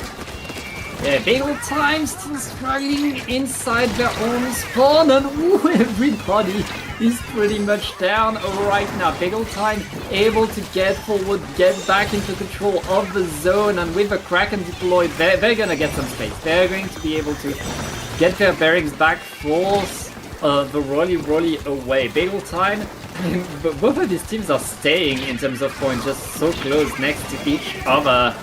Applying penalty onto each other and getting back. Right now, it looks like Bagel time is not getting the lead, not getting in. What an attack by the ROLLIE. Will that be enough though? It looks like Bagel time are back into control. Oh wait, that's good to see. Yeah, I mean both teams are just going back and forth really. It's a battle. It's a dogfight pretty much. It's 2 go down on the side of Bagel Time. That's 2 down on the side of Rollie now. They just keep trading over and over again. 3 down on the side of Rollie, but 2 down on the side of Bagel Time. So it's really a neutral game here. There's another trade coming out. They're going back and forth. But with Rollie in control of the zone here, this back and forth like trading picks allows them to hold on to the zone for longer and take it. As I say that, the strikes come out from the side of Bagel Time, but they aren't able to cap the zone. Yeah, it looks like the ROLLIE are looking to get away with the KO, but Bagel Time has something to say about how they're able to capture the zone right in the nick of time. And now it's about being they need to establish a huge perimeter. They need to stay in control of the zone. They only 1 minute and 20 seconds left to get that lead back, and that's a big lead. Yeah, but I mean, with the penalty points gone here, this will be interesting to see what they can do if they can get a couple of picks. Here, they do trade out. The strikes are coming out from the side of Rollie. They're trying to neutralize the zone. They do neutralize the zone. They aren't able to cap it. The crab is up for the side of it's crabs drop down here. It's gonna be close. The range is able to drop out. They're getting down to the last 10, 9, 8. They're gonna be able to take the lead here. The lead right before the strikes come out, and Rollie's able to cap it though with 40 seconds left. What a defense around the zone, what moves, especially by Starla, with the custom range blaster really able to get all the attention of Rollie to give the lead to Bagel. But now the Bagels need to defend just 20 more seconds and they get the W with 2 down on to the Rollie. This is very good for Bagel. They are looking at a victory. They only need to hold for 10 more seconds, Jake. Yeah, they're bringing the core out. You can see sort of a little bit of the desperation here on the side of Rollie. They're able to cap the zone, but they have to paint over the strikes here. They are able to paint over the strikes. That's a shot down on the side of Bagel Time, but if they can get one, they can get one. They get one with that Zuka. That's going to be huge there. They have to hold for a while, though, to be able to get this lead. Yeah, and that pencil trying to paint, trying to give the space, allowing the rest of Bagel to get back in. The strikes are thrown at the zone. Are they enough to paint? They neutralize, and with 2 down, on to Rollie. Bagel Time is looking to get the game. Yeah, Bagel Time pretty much able to survive that one there.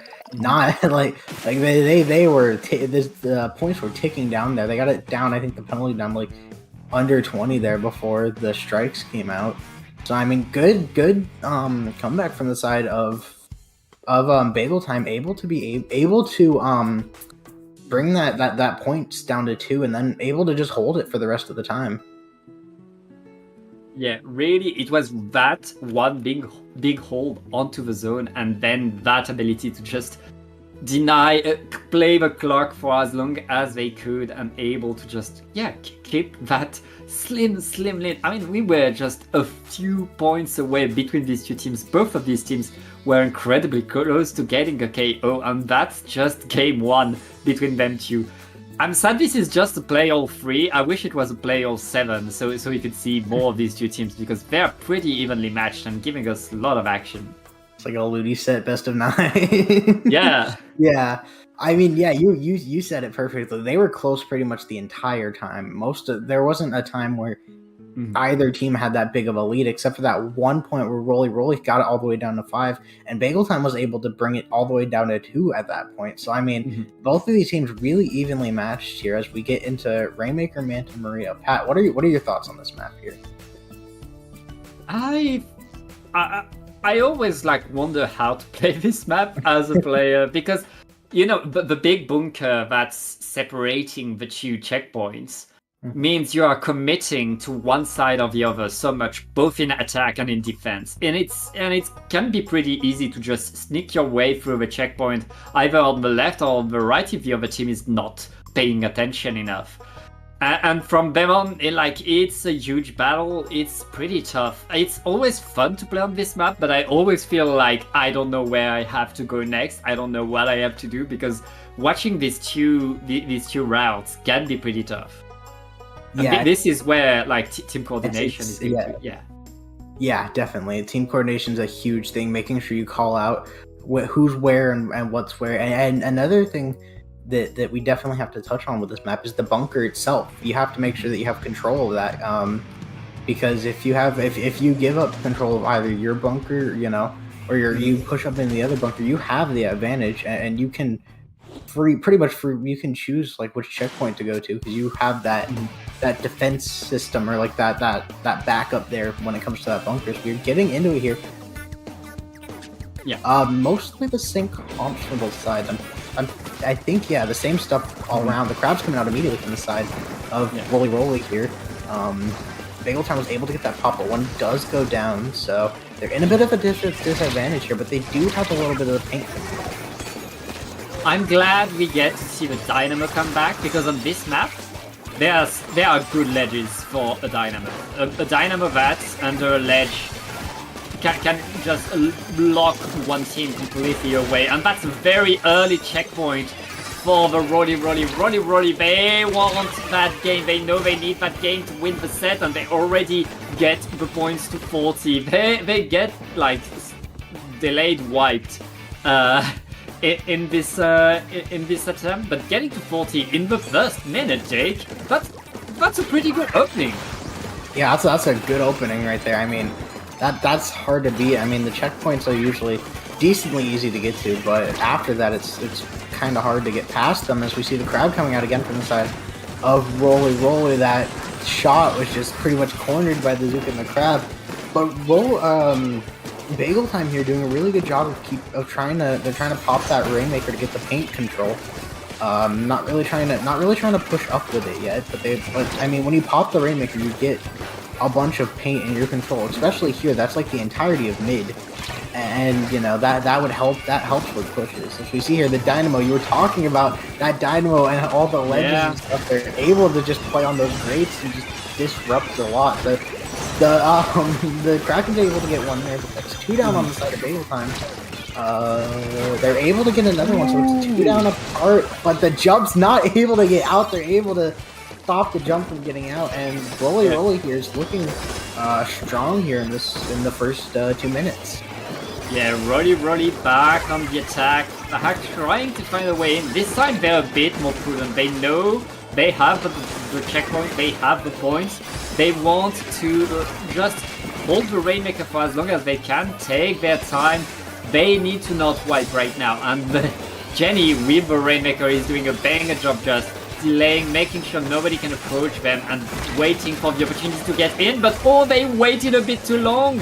Right now they're alone, and the whole map is going to be for Bagel Time. It's their turn to go forward, and they're right next to the checkpoint. Yeah, and they're going to probably get in here unless the Zuka can stop it. No, they do get that checkpoint. They unfortunately get traded. They get killed by the Zuka there. But that checkpoint's going to be huge in the long run. They might not be able to get any more here. I doubt they will, but in a sense, that checkpoint gives them a lot more freedom on where they can go, because they don't have to try and go for the checkpoint. They can just go for points here. Yep, and but getting that checkpoint is very important, even if they don't get more points right there, because with 1 minute and 40 seconds left in the game, Bagel Time are going to need a big push, and not having that checkpoint in the way, not having to wait for it, is going to be pretty good.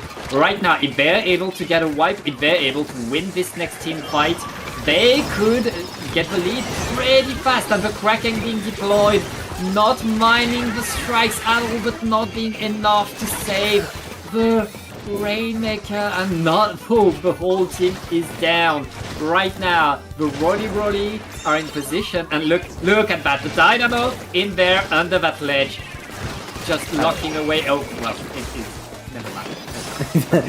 they were in a good spot. It's just the other team had a counter there. But I mean, you were talking about it. That Kraken came out at pretty much the perfect time for Bagel Time. They just weren't able to really get too far because the Rainmaker was kind of being pushed out by those strikes, and everyone just kind of collapsed on it there. We see the crab coming out from the side of ROLLIE. They're looking to try and score a few more points here. Never mind, they're actually just trying to stall it. 1 going down, 2 going down on the side of ROLLIE. Though, it's just Rainmaker. They're going to try and push it up here, not able to get much It's just the Slosher from a delayed triple there. They're just going to back up. And ROLLIE here is really just trying to play specials in the last 20 seconds. They want to get their specials here so that, especially like Strikes and Crab here, so they can just stall out the Rainmaker and make sure that they can't get the necessary points.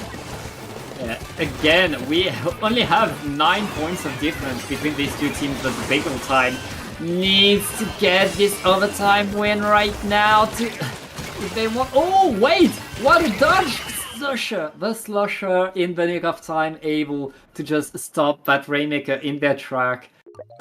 Jake, we're going to game 3. Oh yeah, game 3. We love a game 3 here at Low Ink. But I mean, yeah, you said it. Another close set, only difference by 9 points this time. This is really shaping out to be a very even matchup so far. And I mean, even matchups make for, you know, good content. Yeah, it's like it's pretty good. Both of these teams showing us what they can do, and that's the magic of Swiss. Like Swiss is like dark mathematics that you don't know exactly what you do, but overall throughout the tournament, you get to meet teams that are closer and closer to your level. You get to meet teams that have the same win-loss record as you. And yeah, you get closer and closer games. As we see, I hope we get... I mean, it would be blessed if we get all games as close as this one. Because these two teams are very evenly matched.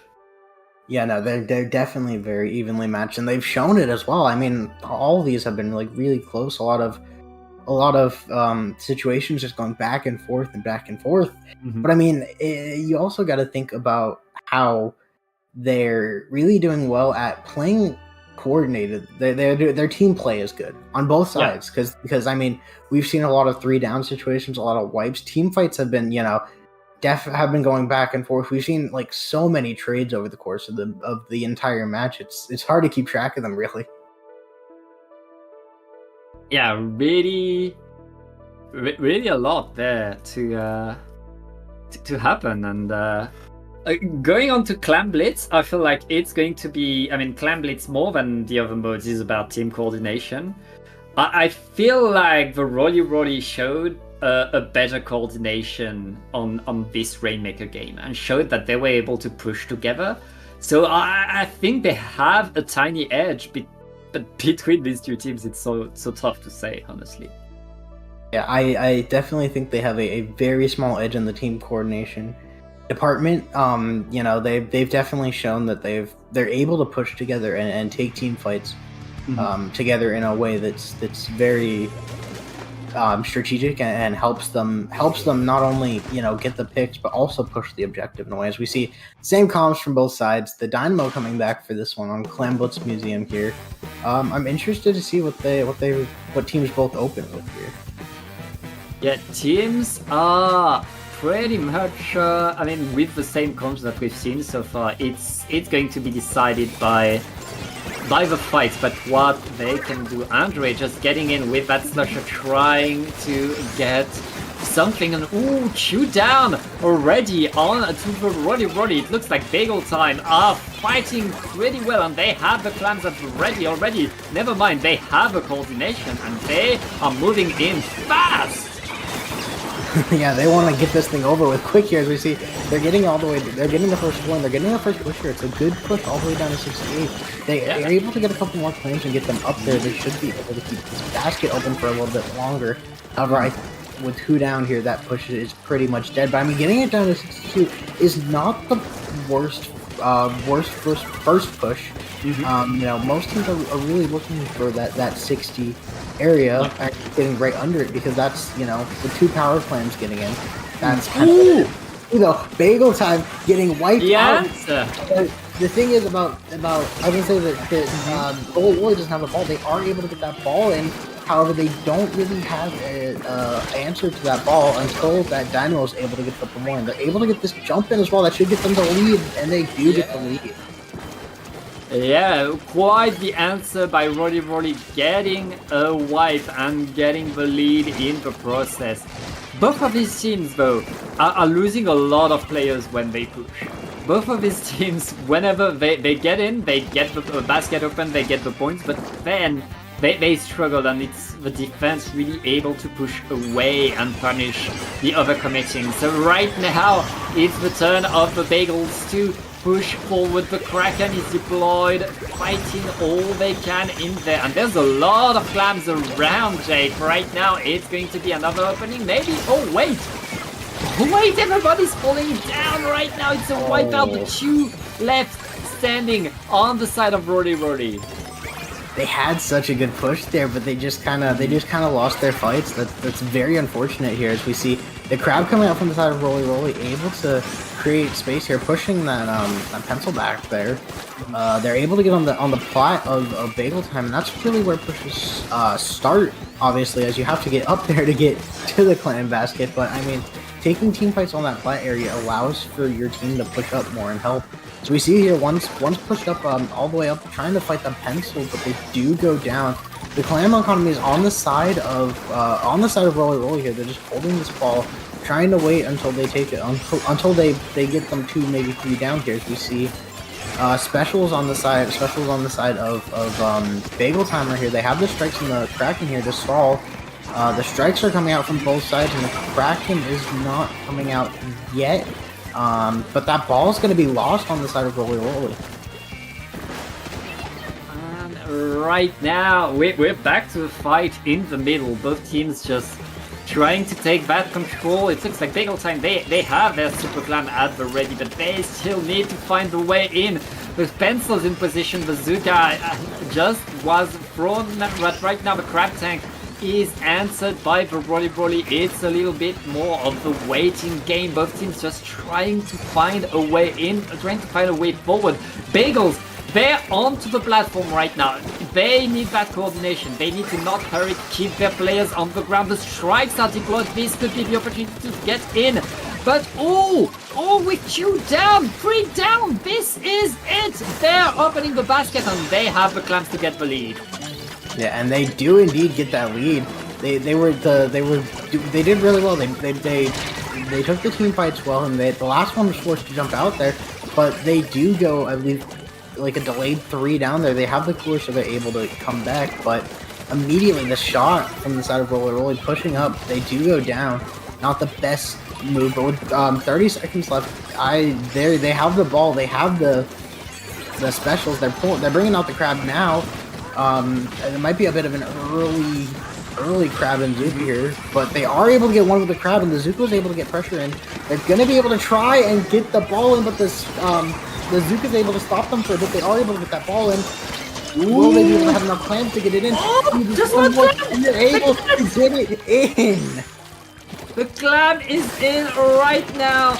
There could be another time comeback though. It's not over. It is not over. It's all about Bagel finding a big push right now, but they have a lot to do, and they need to move forward fast because there isn't much time on that overtime clock. They need to go. All what ROLLIE needs to do is just delay, and with 2 players down, it's going to be the end of that set.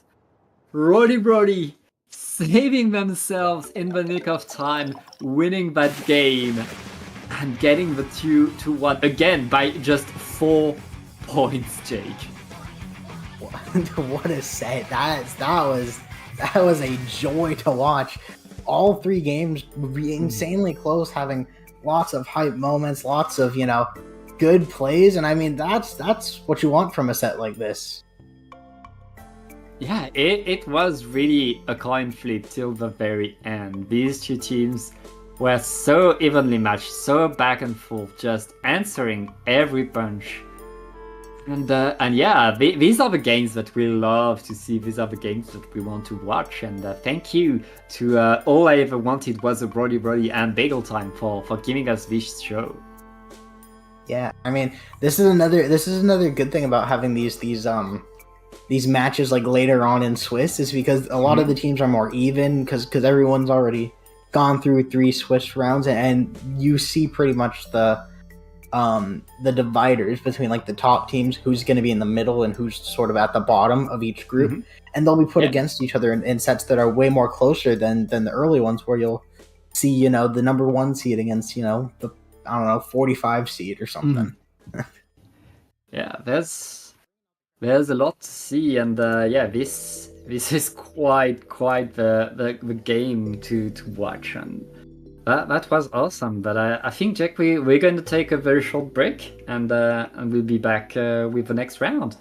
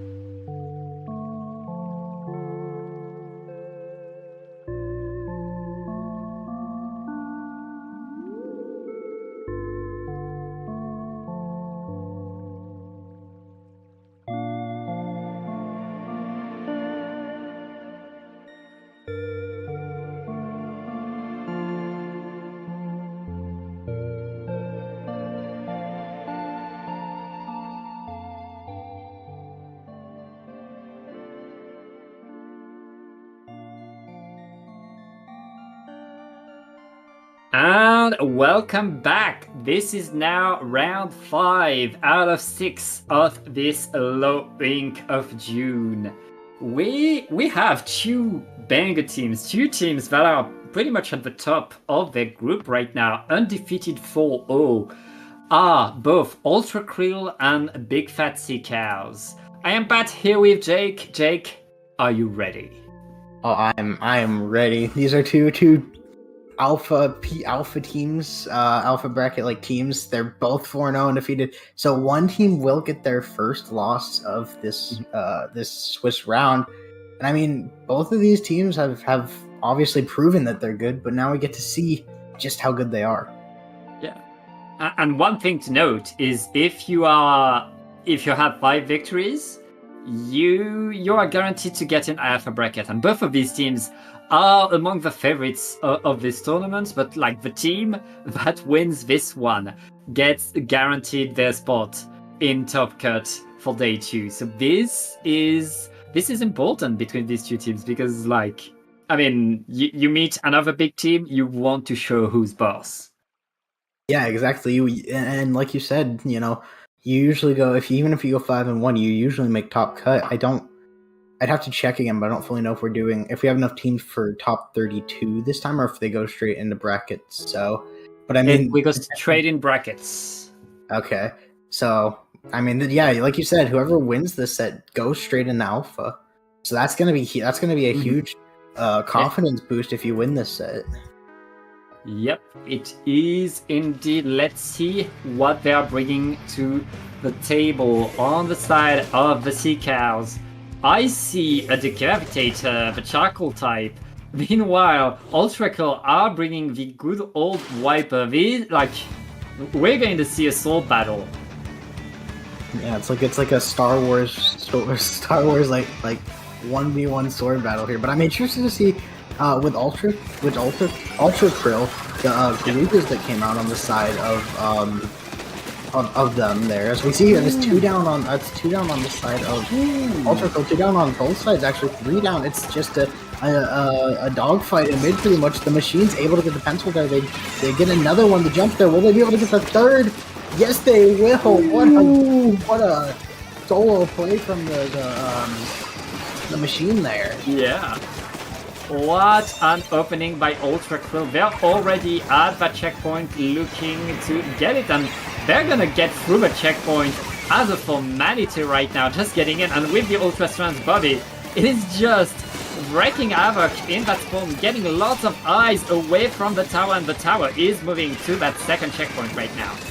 Yeah, but that second checkpoint is the harder checkpoint. As you can see here, the opposing team, the defending team, has a really good vantage point of that tower, and they're able to defend it really well, especially if they have specials on hand, which Big Fat Sea Cows did. They are able to stop that push, but it's pretty even on mid here as we see the respawns coming in from the side of ULTRAKRILL. I'm looking to see maybe that decal get one with the inkjet here. They're going after the stamp, but they do get canceled out. That's a huge cancel from the side of Big Fat Sea Cows. Yeah, Big Fat Sea Cows. It's their turn to get on the checkpoint. It's their turn to get it. And again, that first checkpoint, a formality. You go through what you need to get through. And right now, it's about getting to that second checkpoint. As you were saying, that's the tough one. That's the one where you get a lot of resistance. And it looks like ULTRAKRILL are getting the krills indeed.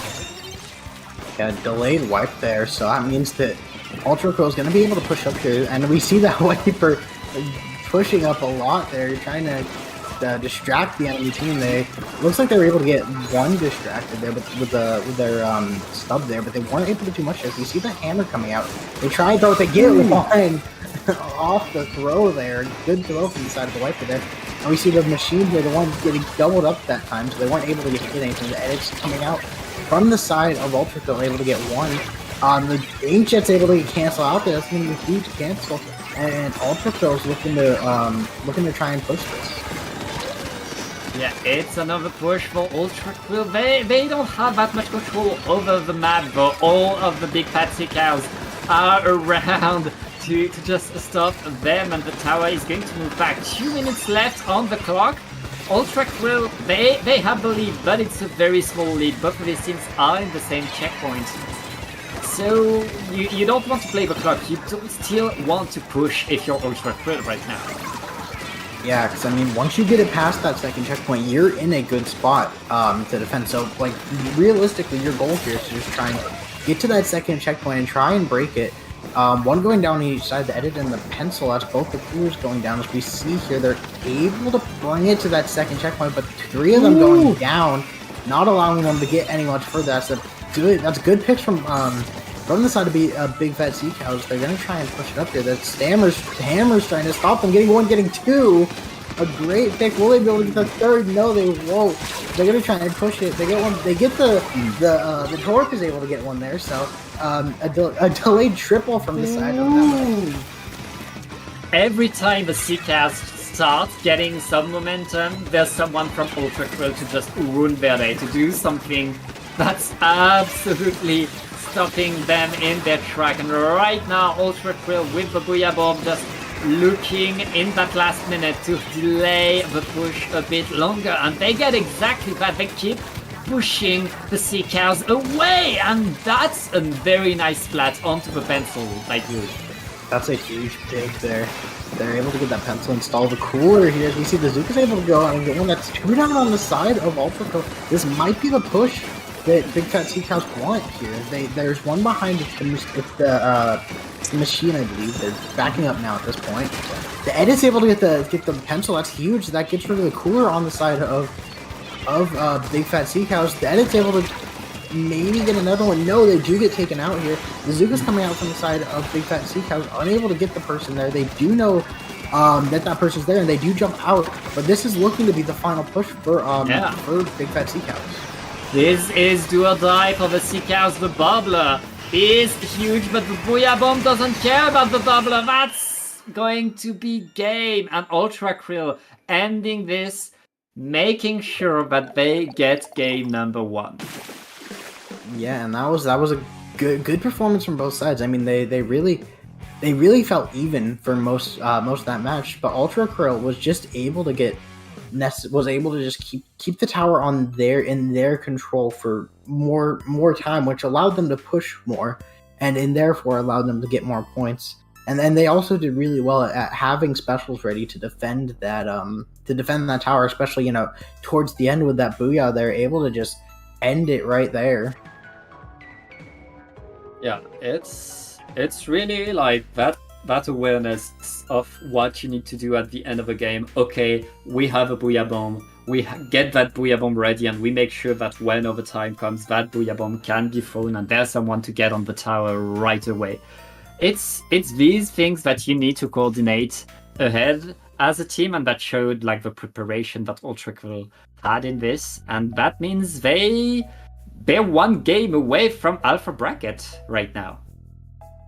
Yeah, I mean that's gonna be nice for them if they're able to win this. But on the other side here with Big Fat Sea Cows, they're not going down without a fight. That game was still close. They know that they can beat these guys. It was really back and forth the entire time here. So it'll be interesting to see what Big Fat Sea Cows can pull out in their next in the next game here, as we see on the replay that triple from the machine there, which really got that first push started on the opening.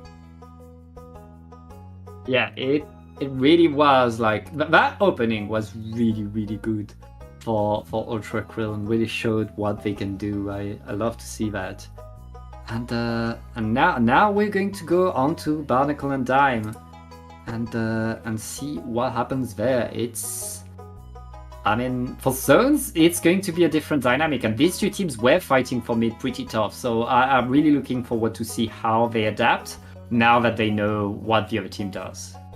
Yeah, I'm interested to see what type of changes happen in comps here, as these teams are taking a while to ready up, so they're probably considering, changing stuff around, because this map is totally different from Mako Mart, especially, just not just the mode, but I mean, like, it's a lot more flat than Mako, so we'll have to see how they adapt to it in their comps. Yep, it looks like I don't see much change in terms of compositions Oh wait, no, the machine is out. We no longer have all these ledges, so we go with the shooters that can play on this flat surface. Yeah, I believe they're going to use that bubble there to try and be able to block off zones. So that bubble will cover a good amount of zone here. As we see here that Big Fat Sea Cow is able to get the zone first, but they're not able to hold it that well. And the Cooler coming out is able to try and help them a bit, but one goes down. The Stamp's coming out from the side of Krill Street. They're able to get one. They try and get another. They are able to get another with that throw. What a hammer throw from the side of Krill Street. Yeah, ULTRAKRILL just getting in and showing how strong their openings can be, but the Sea Cows are answering, getting back in there and pushing them away. That is control over the zone, and right now it's ULTRAKRILL's turns to find a way in. Yeah, and with the shot going down there on the side of ULTRAKRILL, that's gonna be that's an unfortunate early pick. That's not gonna allow them to get back in, because that's the Zuka that does go down. They have the Booyah. They have popped the Booyah bomb here. They're gonna try and use it to get back in. The hammer there was able to be canceled out, and the shot's able to get two. That's gonna be huge. The bubble's coming out to save the zone, like we had talked about. That's the big use of the bubble, and the Edit's just trying their hardest because they're trying to just try and get that bubble down so they can try and push in. They're gonna try and push over the Booyah and the Zuka here, I'm assuming. Yeah, the Zuka is coming out now. They're able to get one with the Zuka. There's 3 down on the side of Big Fat Sea Cows, and ULTRAKRILL's able to cap that zone. Just in the nick of time, 4 points away. ULTRAKRILL, they pretty much need a KO right now. They got pummeled and almost lost that game so fast, but now they're back in control. They need to get that KO.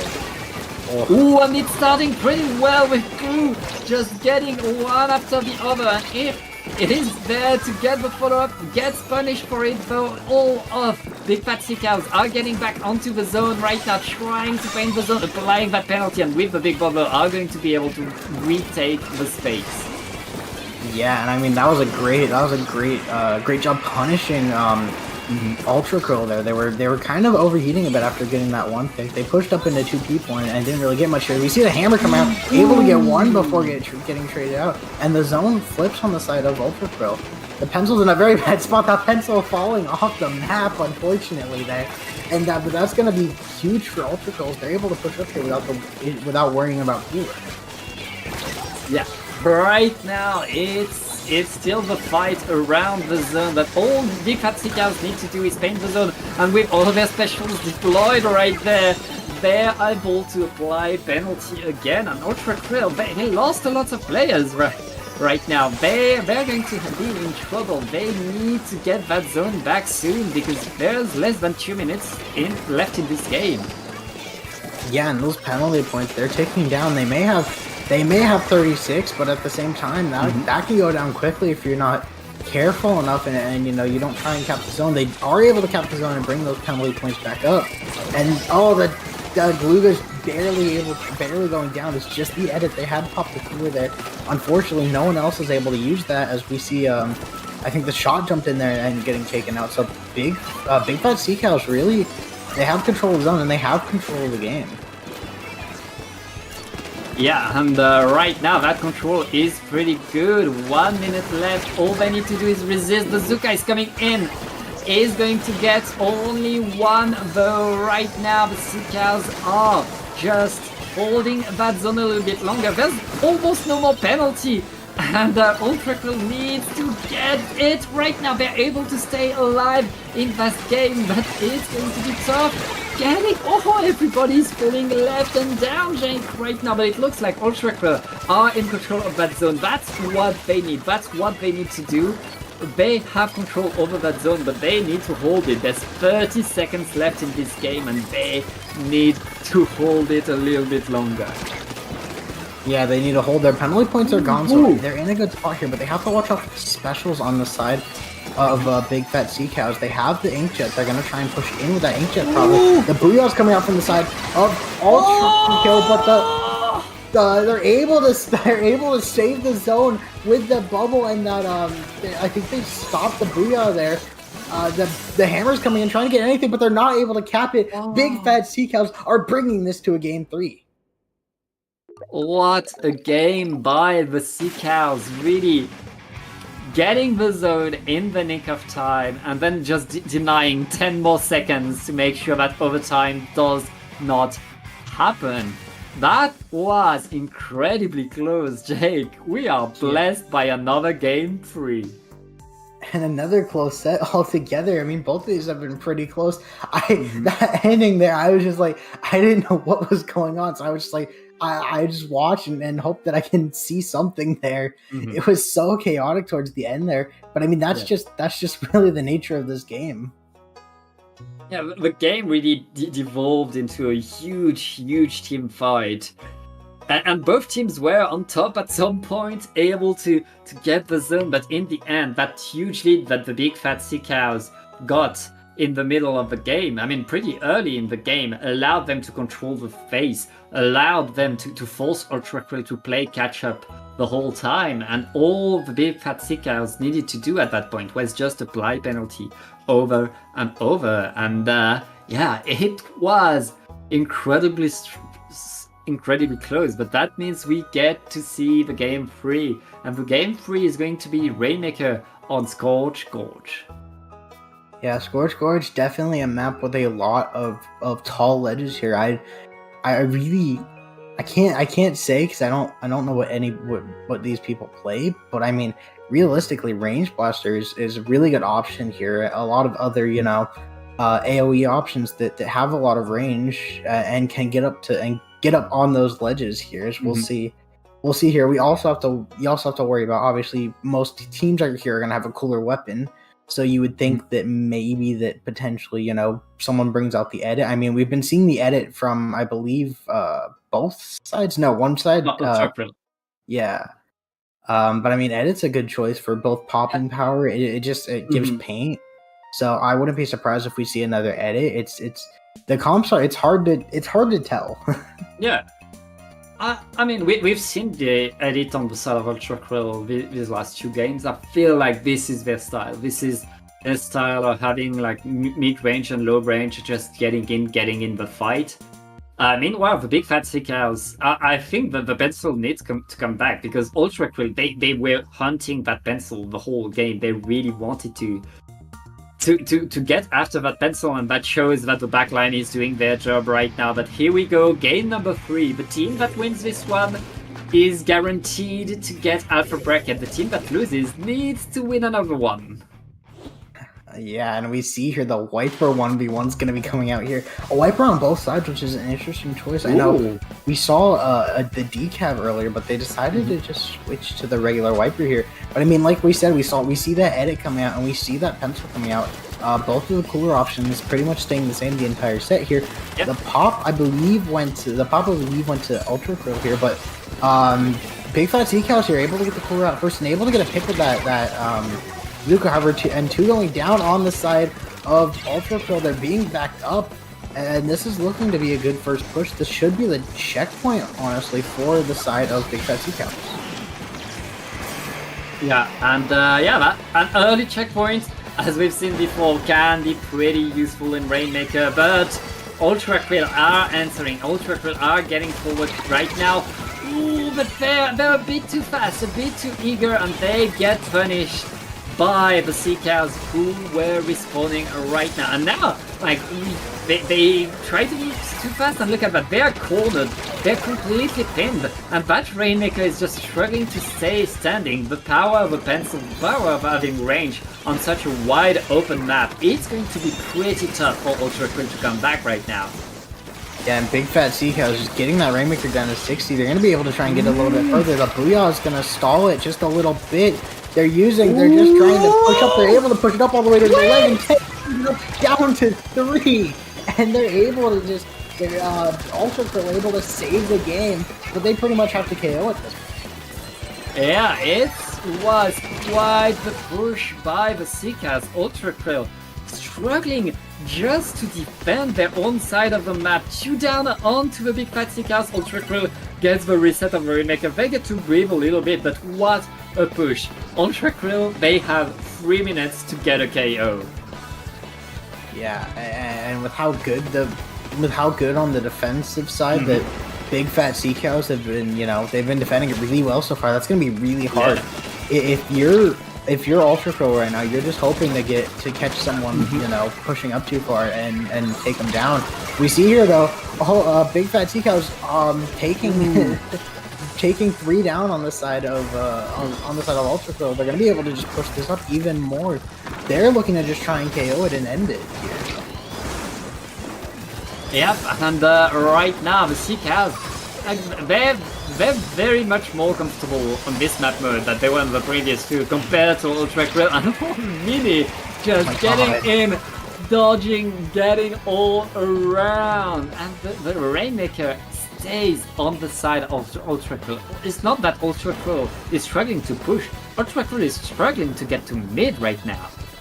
Yeah, they aren't even really set up to push at this point. If they get set up to push here, I think there's a good chance they make a checkpoint here. So the Zuka's coming out, unable to get anyone, but never mind. There's 2 down on the side of Big Fat Sea Cow's ULTRAKRILL.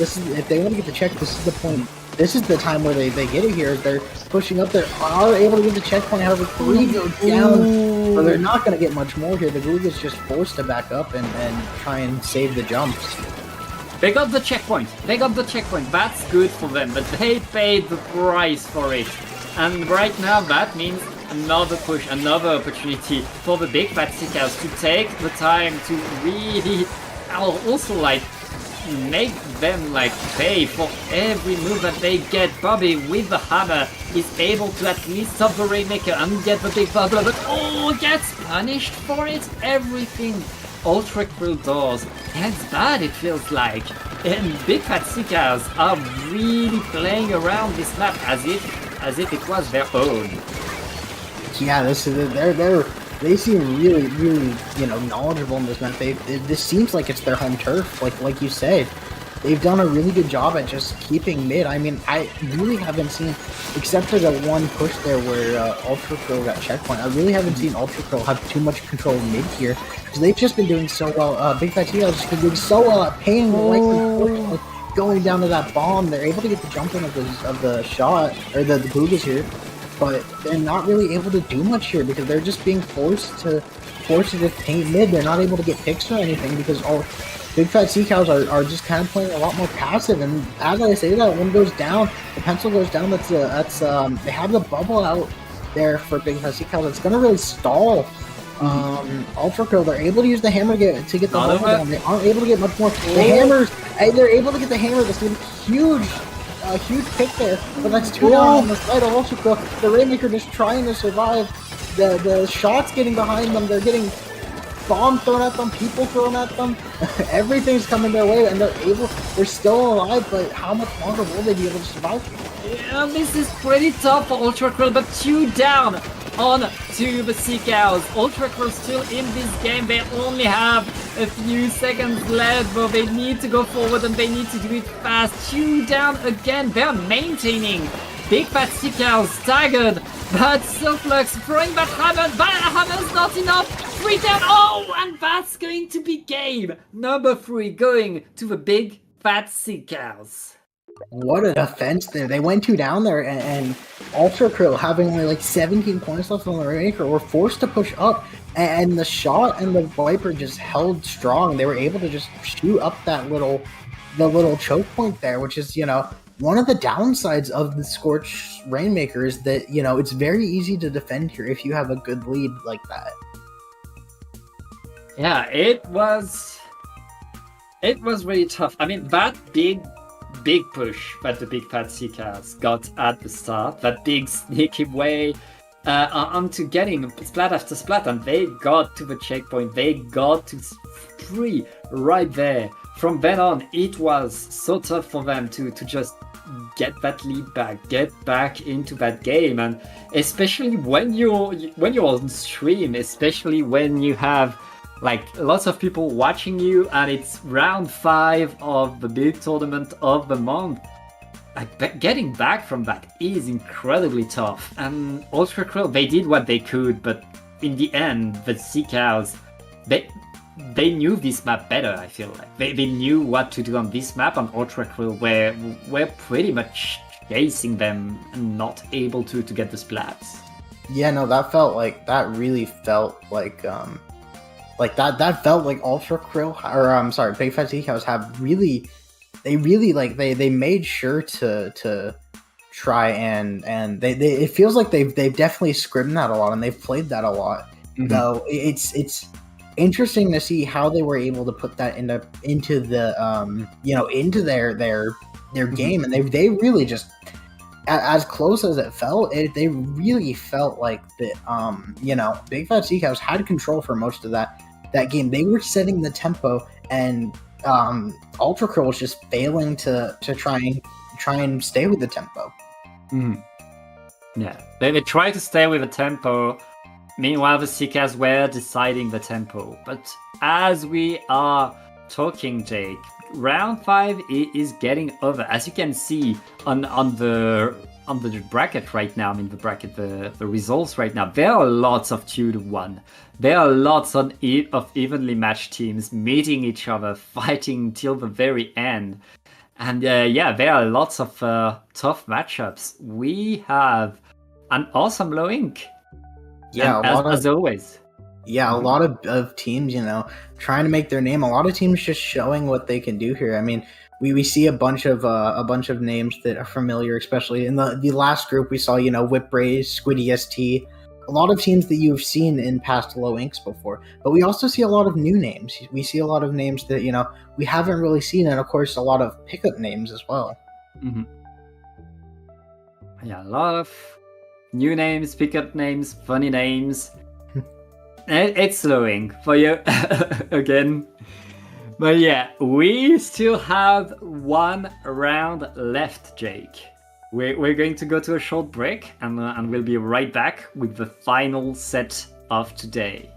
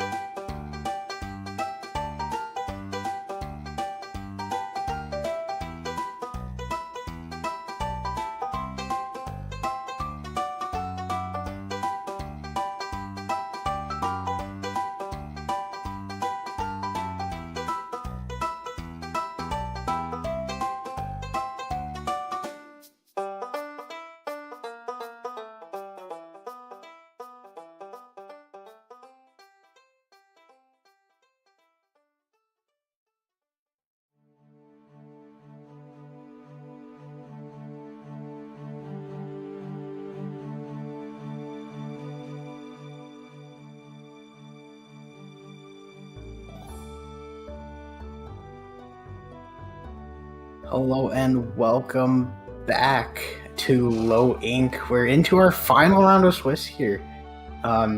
It's definitely close here. We'll see what happens here. As our next set, our first game is already finished. Our game is between Non-Binary Fuss and Lemon Cider. Lemon Cider won the first game. I'm here with Pat. Yeah, our teams were a bit too eager to play. They wanted to fight each other. They didn't wait for us. They just started playing. So we couldn't see the first game, but we're going to see the rest. And these two teams are 4-1. This is for a spot in Alpha Bracket tomorrow. I mean, these two teams are already guaranteed to get it to day 2, but this decides what bracket you get in. And the team that wins gets into the top cut, gets to try to be your Low Ink champions, to try to be Low Ink banned. But right now, here we go, and we're going to go right away in tower control on Hagfish Market for game number 2. Yeah, like I said, Lemon Cider was able to win that first game, so they are up 1-0. Unfortunately, like we said, they started eagerly. They wanted to fight each other that badly that they forgot to wait for the broadcaster. But either way, getting to the second map, this is where it'll be interesting to see what happens, because we know nothing about what happened in the first game, so we don't know comps, we don't know play styles or anything. So we're coming into the second game blind. Yeah, if you're joining us from the raid, this is the final round of Low Ink Day 1, and Lemon Cider is in the lead by 1 point. If they're able to win this next game, they are getting Alpha Bracket tomorrow, but Non-Binary first for Pride Month. They're not gonna step down. They're going to fight till the very end, and let's see how they're able to do. All right, we see a double bucket on the side of I believe that is Lemon Cider. And on the side of Non-Binary Fuss, we see that edit and the other decaf, the one with bubble coming out here. I'm interested in the comp on the side of Lemon Cider. They have that heavy, which is not something you don't usually see. The heavy Splatling was one of my first mains in Splatoon 2, and I still love it. I still love this weapon. I'm so glad we get to see it in this round 6. But it looks like right now Lemon Cider are getting control over the tower and are pushing to that first checkpoint. That first checkpoint, it can be tough to get, it can be easy to get, depends a lot on how teams play. Right now the strikes are deployed. The strikes are not going to find much, but are enough to push all of Lemon Cider away. Non-Binary first, they keep that checkpoint, and keeping that checkpoint untouched is pretty important right now. We're back to the fight on to mid right now. It looks like Lemon Cider are fighting a bit better over mid, honestly. Yeah, they're able to get two down there. They're able to get this tower, and they're gonna try and get it back to that first checkpoint. However, the strikes stopping them in their tracks. No one going down to the strikes, but they are able to force Lemon Cider back up. However, 3 going down on this side of Non-Binary Fuss. This will allow Lemon Cider to get to that first checkpoint, and maybe even get past that first checkpoint. We see the Zuka coming out, able to get 2 there. What a Zuka from Mayo there. They're just trying to push up. They're able to get the heavy as well, and there's only one person on that top left remaining. They're trying to get people off the tower, but if you're Lemon Cider, this is a great start. Yeah, the strikes on the side of Non-Binary first though are enough to stop Lemon Cider in their track, and Ocean Ball just getting in, getting the splats. That's what you need right now. That's the comeback that is starting. Non-Binary first, able to get some momentum. Now they need to push that tower, and then keep getting splat after splat after splat, Jake. This is the comeback by Non-Binary first. They are getting to checkpoint number 1. The Zipcaster is called out and stopped. Oh, what a big bubbler! That big bubbler is going to give them the checkpoint for free. Yeah, and those strikes are coming out as well. They're able to get the diving, doilies there. As we see here, another one from the Stamper. The Stamper's really doing well. They're popping off. They're able to get another one. and they're using their main weapon to their advantage, able to do that combo that you see a lot with the charge slash and the regular slash, and they've been getting pick after pick. That helped them get that lead there. Non-binary plus able to lead the zip catchers from there, unable to get anything, however, but non-binary plus, they were trying to push that tower a little bit more, unable to. 2 down on the side of non-binary plus, and they're just gonna back up and try and regroup here. Yeah, they're back to regroup. Both of these teams are just 2 points away, pretty much nothing between the two. I mean, one team will have another try at that second checkpoint anyway. This is far from over a minute and a half left, and both teams just fighting for it, fighting for that control. It looks like non-binary first is around the tower, have control over the tower, and are pushing Lemon Cider away. Non-binary first, they're not getting on the tower though. They know they have a short lead, but it's a lead, and with 1 minute left, that's all they need right now. Yeah, how that dually survived the strike and the bomb is my guess, but they're able to survive it and get the crab going. They're on tower. They're able to get 2 with able to get 3 with the zip catcher. Wipe out on the side of non-binary plus. They're able to push this tower up. That's going to be huge. They have it's just under a minute. They have the cooler pop, which means they're going to have control, and they have the special advantage here. They're using those strikes early. I guess they're going to try and maybe back up and try and paint for more strikes here. But they're really pushing this tower. They're trying to bring it as forward as possible, so it's harder for Lemon Cider to be able to get the lead there. And yeah, as you said, non-binary first. They have the lead. They don't need to take risks. They only need to take time. And with 15 seconds, Lemon Cider needs an overtime win right now. If they want to take this game, it's going to be pretty tough. Their Tri-Slusher is already down. That's no tactical up for you. And right now, non-binary first are on the tower with the strikes. It's going to be game. And we get to a game 3 again. These teams are so close. This is such a hard-fought lowing. That's three sets we've had so far. Go to a game 3. Yeah. 3 out of 3. 100%. I mean, I'm glad. That just means there's more. There's all these sets have been close. All these sets have been really good so far. And like you said, they're just fighting. Like I said, but with the last set and this one specifically, both of these teams trying to go for alpha bracket here. 5 wins is kind of what you need for alpha bracket. That's going to be it's going to be a huge confidence boost to whoever wins this going into tomorrow. Our last map mode here is going to be Zones Mako. And yeah, this is the map mode that's pretty much defining of low ink. When you have a tiebreaker to make in low ink, and low ink decides, okay, you're going to do a best of 1, it's going to be on zones on Macamart.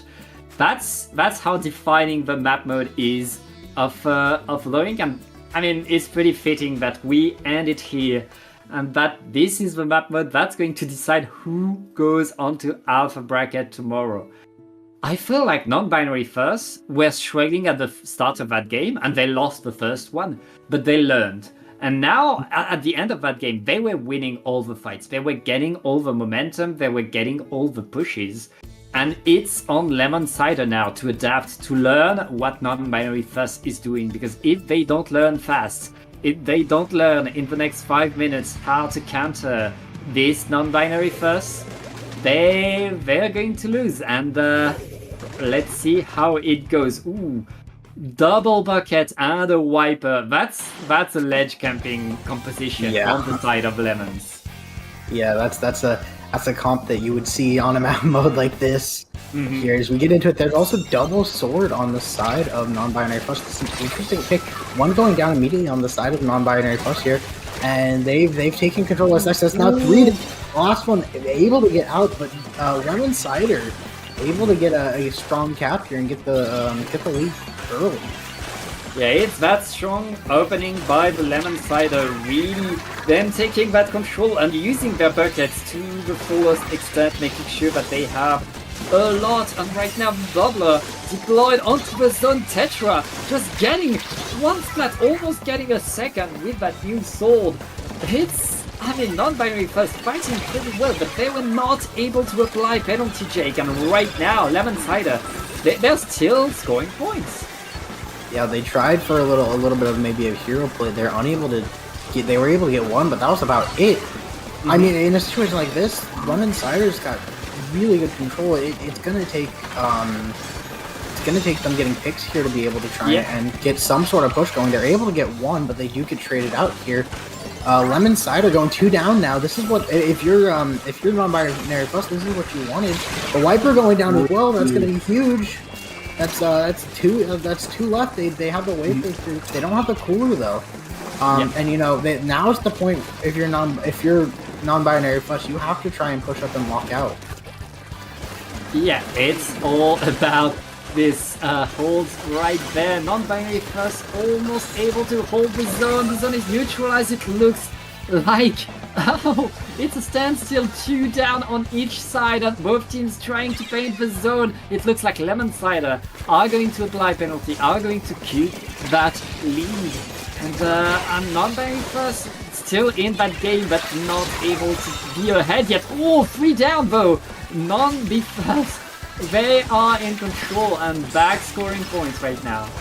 Yeah, and that Zipcaster there is gonna really just stall it out a bit there. They forced 3 out of the 4 there to sort of stay in their spawn area and try and deal with that. Zipcaster, however, 2 going down on the side of non-binary plus. This is going to allow Lemon Cider to get that zone. They try and get the jump, but the jump's able to stay alive. That's another one going down for non-binary plus. That's 3 down on the side of non-binary plus. Last one jumping out, and that's what you wanted if you're the side of Lemon Cider. You're able to cap that zone and force non-binary plus to really start getting a little bit panicked here. Yeah, that's all Lemon Cider needs. Keep that control, stay on the map, but right now they have 3 players down.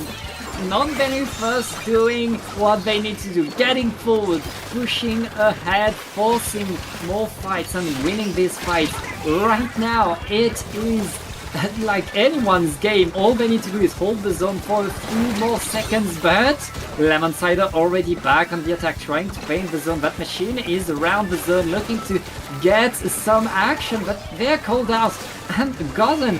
Just a few more ticks and non-binary first take the lead, and with a big bubbler they're looking to get even more than the lead right now. Lemon Cider not knowing how to push onto the zone, Jake. Yeah, they're really just trying to run in and just cap it, but they're not able to do it. They're running in and dying here. Non-binary first, if they're able to cap the zone here, they should be able to bring it down to under 10 points. However, they are Lemon Cider is able to get the cap. They're able to get 3 down as well.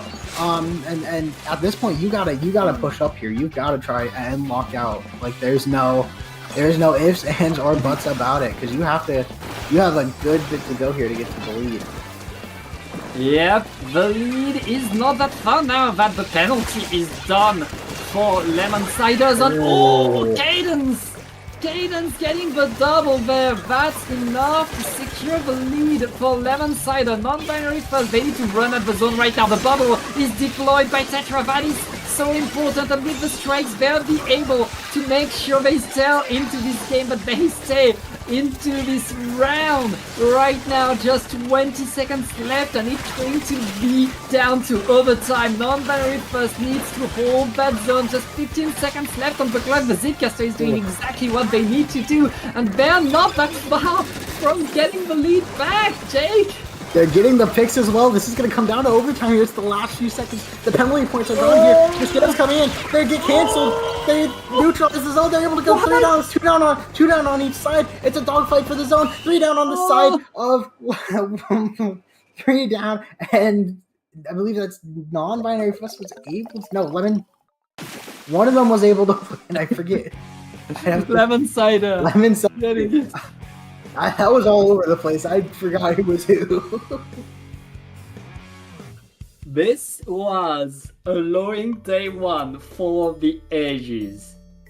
These teams are all so close, so evenly matched, and fighting till the very end. And right after that, this was an awesome set that these two teams gave us, and I feel like I say that every set because we've only had bangers, Jake. Yeah, it was banger after banger after banger. I mean, all three of them went to game threes. All three of them were close the entire way. This was close. This was really close, even though we didn't even see the first game. Mm-hmm.